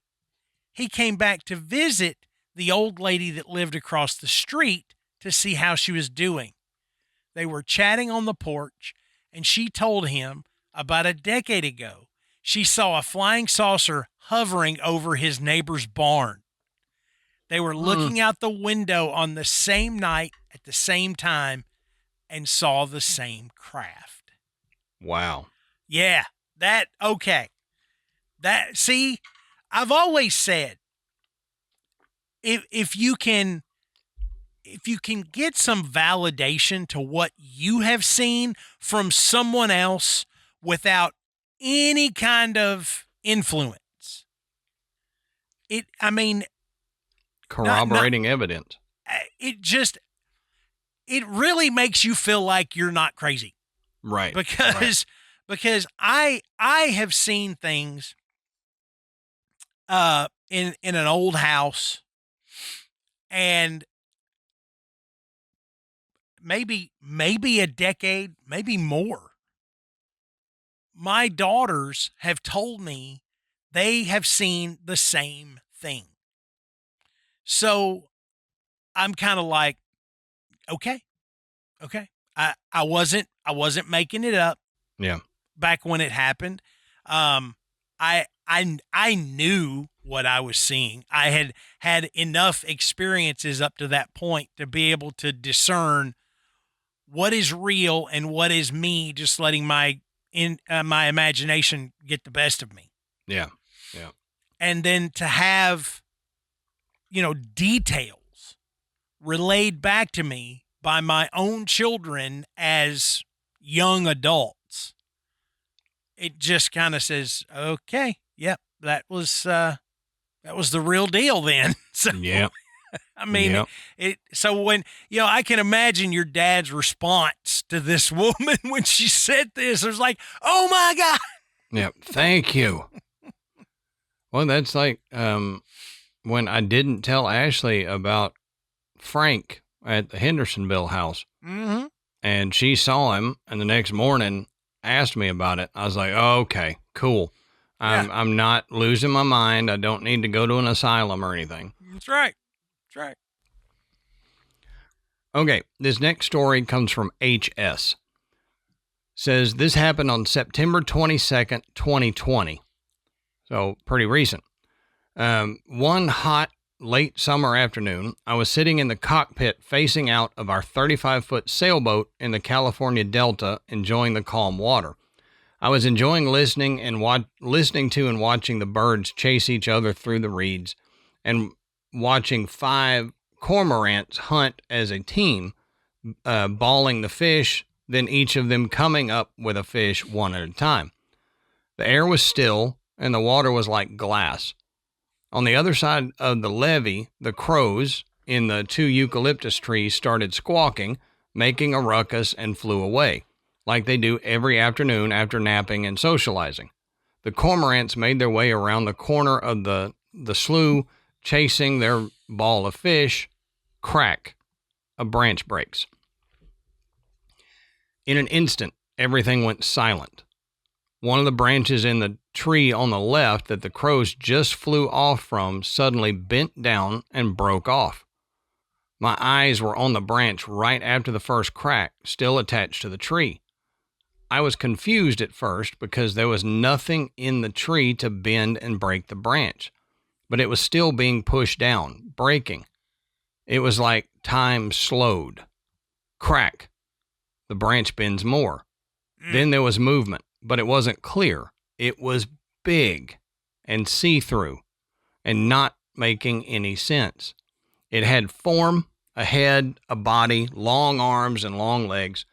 It was holding the tree on the left with one hand, and its foot was on the branch that was breaking. It was stretching its other arm over to the tree on the right, through the branches, and grabbing a branch by the trunk of the tree. After the third crack, the branch broke away and fell to the ground. Before the branch even hit the ground, it grew and stretched, reached out with its other leg, and put it on the branch just below its hand. In one smooth motion, the creature moved its body over to the tree on the right, released the branch of the left tree, and this is when the branch hit the ground. It then retracted its arm and leg as the tree on the left sprang back up into place. I was surprised how far it actually sprung up. Mind you, it is dead calm.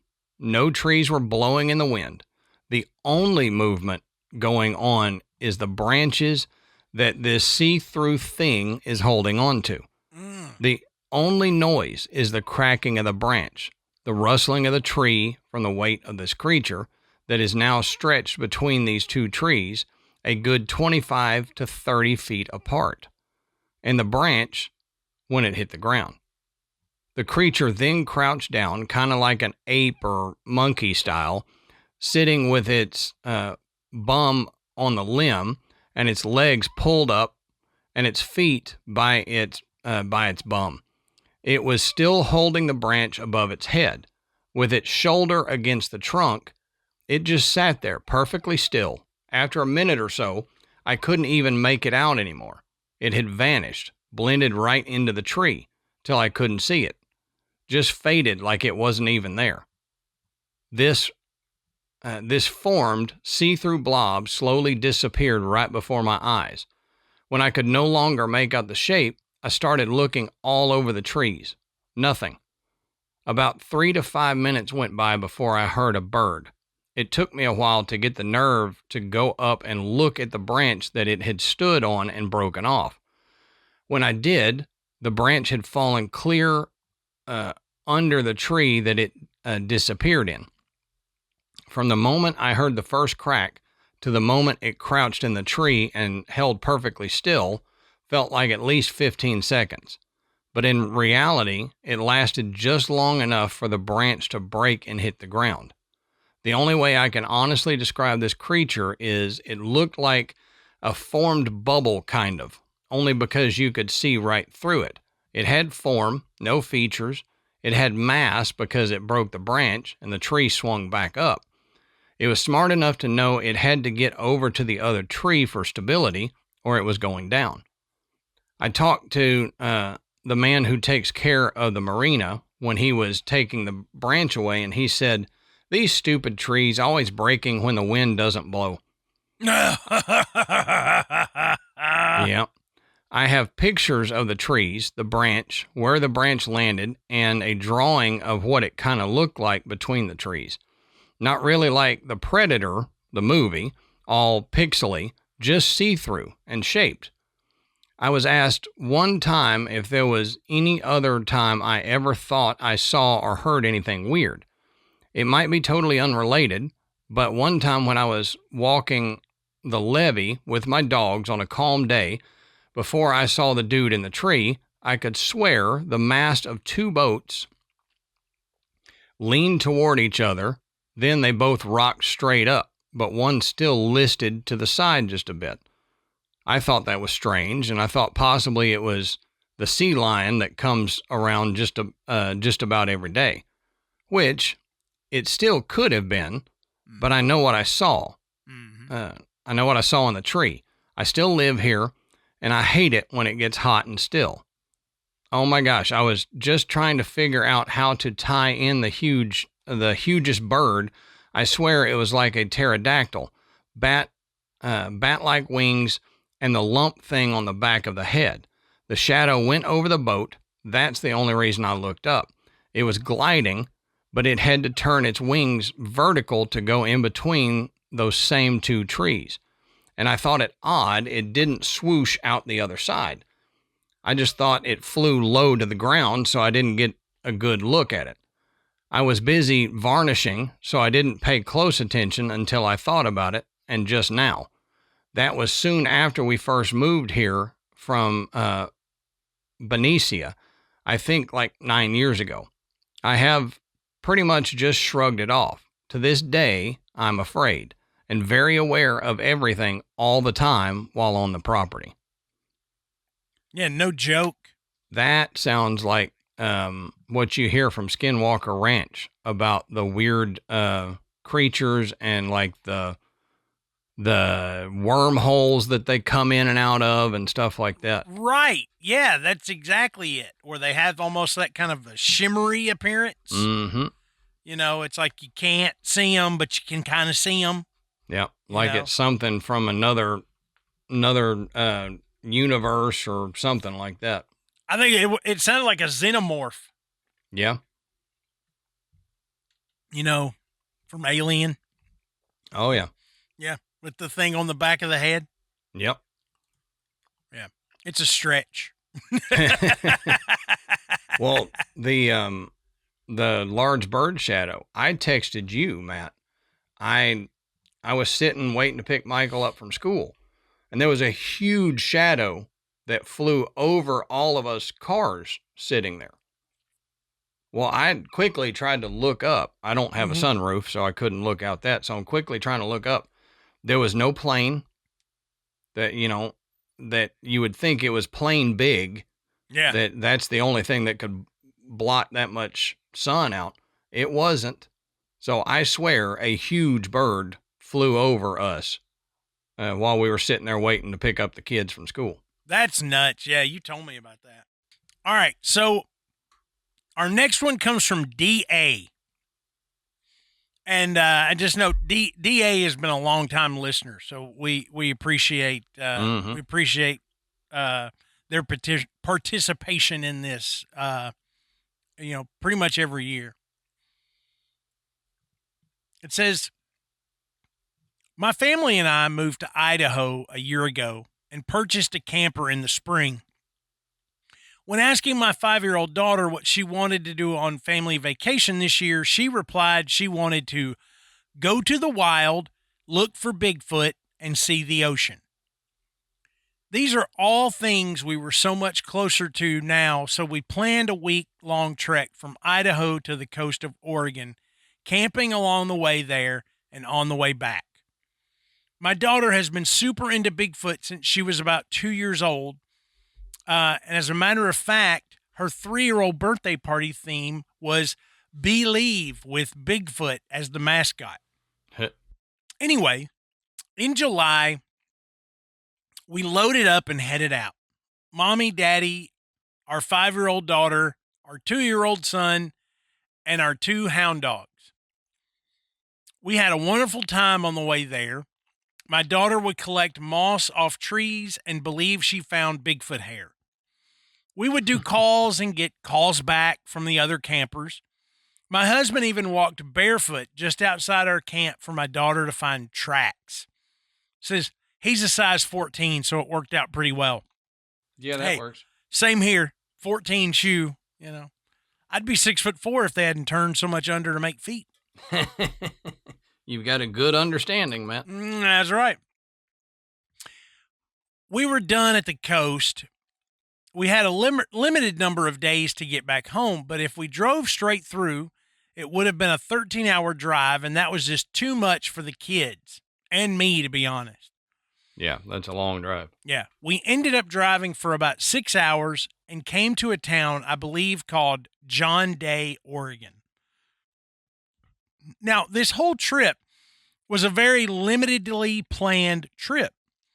When it was time to camp, we would just drive up to the national forest, find a forest road, and find a spot to set up camp, which had worked out well so far, even though we were in areas that we were unfamiliar with. Well, this time we had a hard time knowing exactly where to go and ended up in the truck another 3 hours trying to find a spot outside of John Day. My kids are on a pretty airtight eating schedule and are used to eating around 5:30 p.m. And by the time we got onto a forest road, it was about 7. The kids were done. The dogs were done. And to be honest, I was pretty freaking done myself. It was Friday night, and I thought it was super odd that we didn't encounter very many other people in the area. We only passed maybe 3 vehicles and saw no other campers, unlike every other area we stayed, which we found surprising. We turned onto a forest road and saw a black-tailed deer hop across the dirt road. I pointed it out to the kids and we kept going.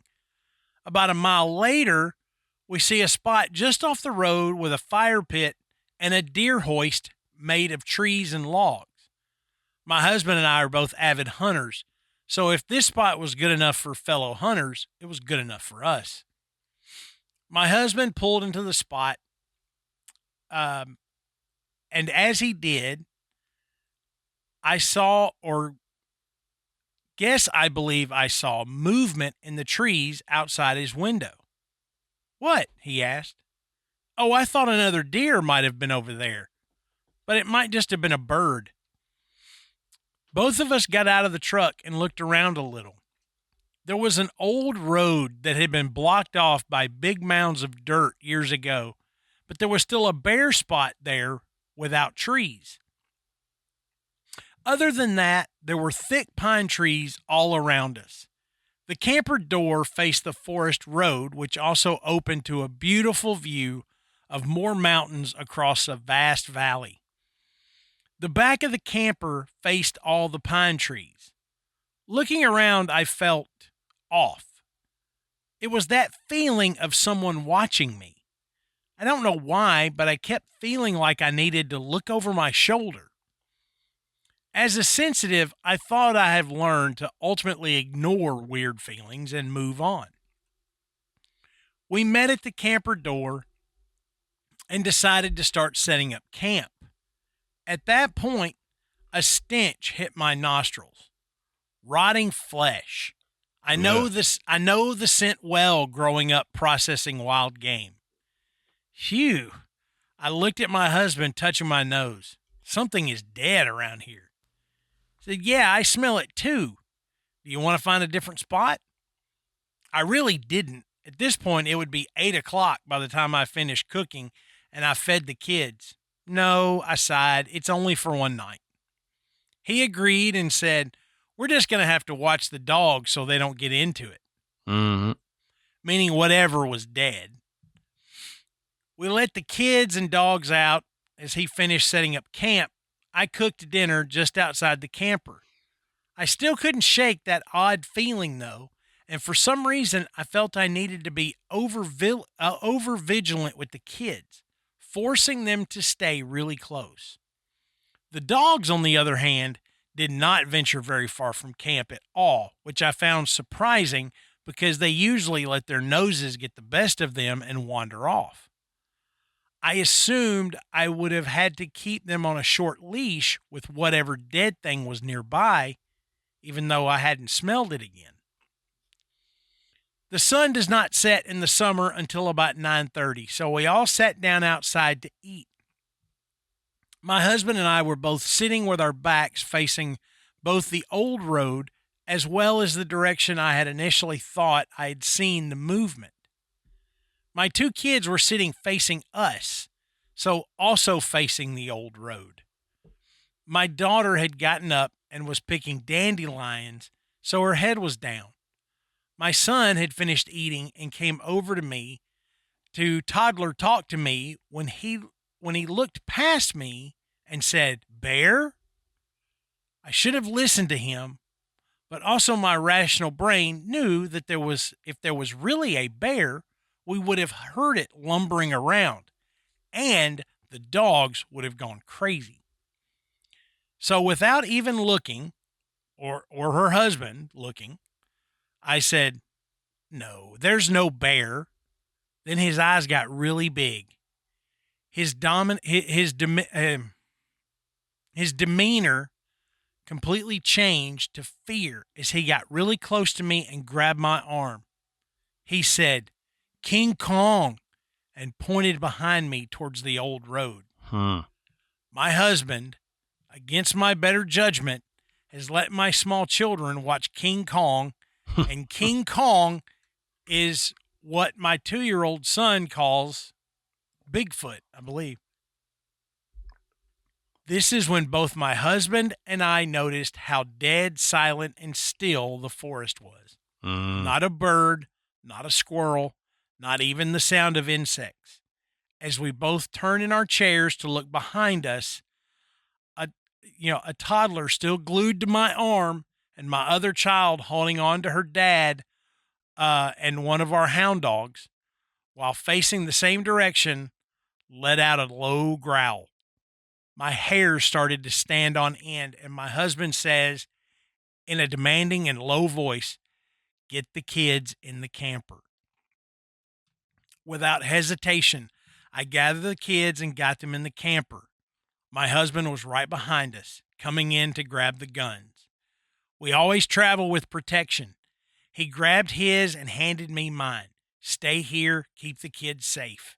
He called the hounds, and the three of them, guns drawn, started up the old road. I left the kids in the camper and stood in front of the door and watched my husband and the dogs walk up the road. From the camper to where the road topped off a hill was about 100 yards. Everything was still insanely quiet.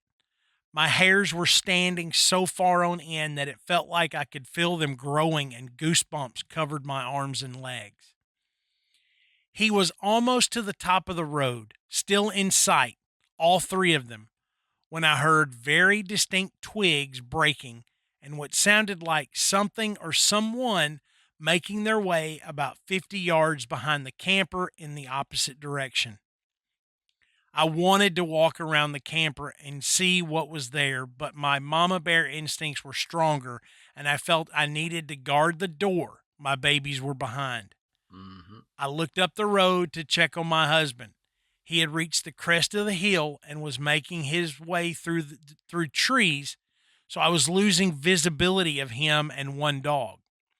The other dog was hauling butt back towards me and the camper with her tail tucked between her legs.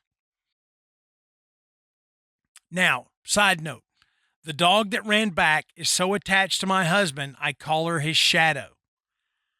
I joke and say that if she could crawl inside his skin with him, she would. Also, they are hunting dogs. They are bred to hunt and attack bears and mountain lions. So it completely blew my mind that whatever she sensed she was so scared of that she left my husband to fend for himself. Very out of character. Mm-hmm. Between hearing something and seeing the dog running back, I felt I needed to take my gun off the safety and get myself ready to fight. I seriously felt like I was about to go into battle. I didn't know with what, but I did know that whatever it was going to have to kill me first before I allowed it near the camper door. For what felt like an eternity, but in reality was only about 4 to 5 minutes, I stood at the camper door, my gun ready and pointed to the ground, my dog trembling beside me. It was silent. All I could hear was my own breathing that I was trying to keep under control and the occasional chatter of my dog's teeth. Then finally I heard something else, a thud, thud, thud sound. Looking down, I saw now my dog was wagging her tail and it was whipping against the side of the camper. Oh, God. Babe, I heard my husband call from the camper. You guys okay? I immediately put my gun back on safety and was so relieved to hear his voice. Yeah, we're good. You? He appeared with our other dog. Yeah, just freaked out. What the hell was that? I don't know, but wow. Then he looked at the dog beside me. Screw you too, by the way. We both chuckled a little and then together noticed the birds were starting to tweet again and a squirrel ran down a nearby tree. Makes me feel better that the forest is alive again, but I've felt really weird since we've been here, he said to me. I was both relieved and surprised by that statement because my husband isn't sensitive to energy at all, so I felt very validated and told him I felt the exact same. We discussed finding a different spot for the night, but the sun was already dropping and we would end up having to reset up camp in the dark. No thanks. So we decided we'd make it work for one night. After a not very restful night, wondering what was just outside the thin camper walls, we packed up first thing in the morning and got the heck out of there. When we got down the mountain and had cell service again, my husband asked me to check the BFRO site to see if there had been any sightings or experiences in the area. I did. There had only been 4, and the latest one, I believe, was in 2007 or so. After we got home, I was FaceTiming my grandparents and told my grandpa the story. Talking to my son, he said, "Did you see King Kong?" My toddler replied, "Yeah, Kong Kong. Go like this." And then he proceeded to contort his little body to walk exactly like the Patterson film. Oh, wow. Although I try not to cuss in front of my grandparents, all I could say was, what the F? Did my little 2-year-old son really see a Bigfoot walking across that old road? Is that what my dog was so afraid of? What the hell did I hear walking behind our camper? Later, my daughter, who was gung-ho to find Bigfoot before this, said to me, "Mama, I don't think I want to see or find Bigfoot no more. He scared me." So, me too, baby. Me too. Wow. Yeah. Yeah. So, I mean, kids, they're straight up honest. Mm-hmm. And they just say what they think and what they feel. And if he saw a Bigfoot and King Kong was a reference, Yep. he saw King Kong. Yep. And I'm going to say, first off, go Mama Bear. No kidding. I love that. Gave me chills of pride, even though I don't know you, that Right, yeah. you'd stand and guard like that. But I really think you had a Bigfoot encounter, because we hear a lot Sure of sounds times. like it. We hear a lot of times that is the most common way that people experience it, is you get that feeling of dread, and animals go quiet, the Oz effect, and you don't actually see it, but you sense and hear it. Yep. And I really believe that that's what y'all encountered that night. Yeah, absolutely. I do too. So it's cool. It's scary, I'm sure, but cool too. All right, Matt, let's do one more for the night. We will definitely have to have a second, like always, that will be coming next, because you guys sent in such great stories again this year. But let's do one more. It's kind of short, and we'll end on it. Okay. This is from CL. Says, "What's good, men? I have encountered this ghost for a while now. Before my junior cert in third year over here in Ireland, I did evening study. After every hour, we would have our break. So after that hour, I would get up, walk around the school from the top floor all the way to the bottom. One particular night, it was pitch black outside, and I decided to go into the dark and do my walk. I was on the middle floor, and something had caught my eye. It is worth the mention that my school was once a hospital, just so I clear things up. But whatever caught my eye was ever so humanly that it actually scared me, and I don't get easily scared. But this was different. The energy in the school had changed, and from that day forward, anytime I went for a walk, I would feel like something or someone was watching me, and no one would come for the walk with me. It was only 5 students and 1 teacher in the entire school at this time. So after a few months of the same feeling, I was walking downstairs back to the classroom when a shadow was on the wall where the steps were. The shadow resembled a 6-foot person just watching. I tried taking a picture of it, but the photo corrupted not too long after. But yet it still didn't show the shadow I was looking at. So after a few days, I brought my girlfriend, who had just joined evening study, with me to see the shadow, but it wasn't there. I tried walking up and down the place, seeing if I could catch anything, but there was nothing. But of course, I go up on my own again the next day, and it's there. For me, it was so bone-chilling. But at the end of third year, I have not encountered this entity again.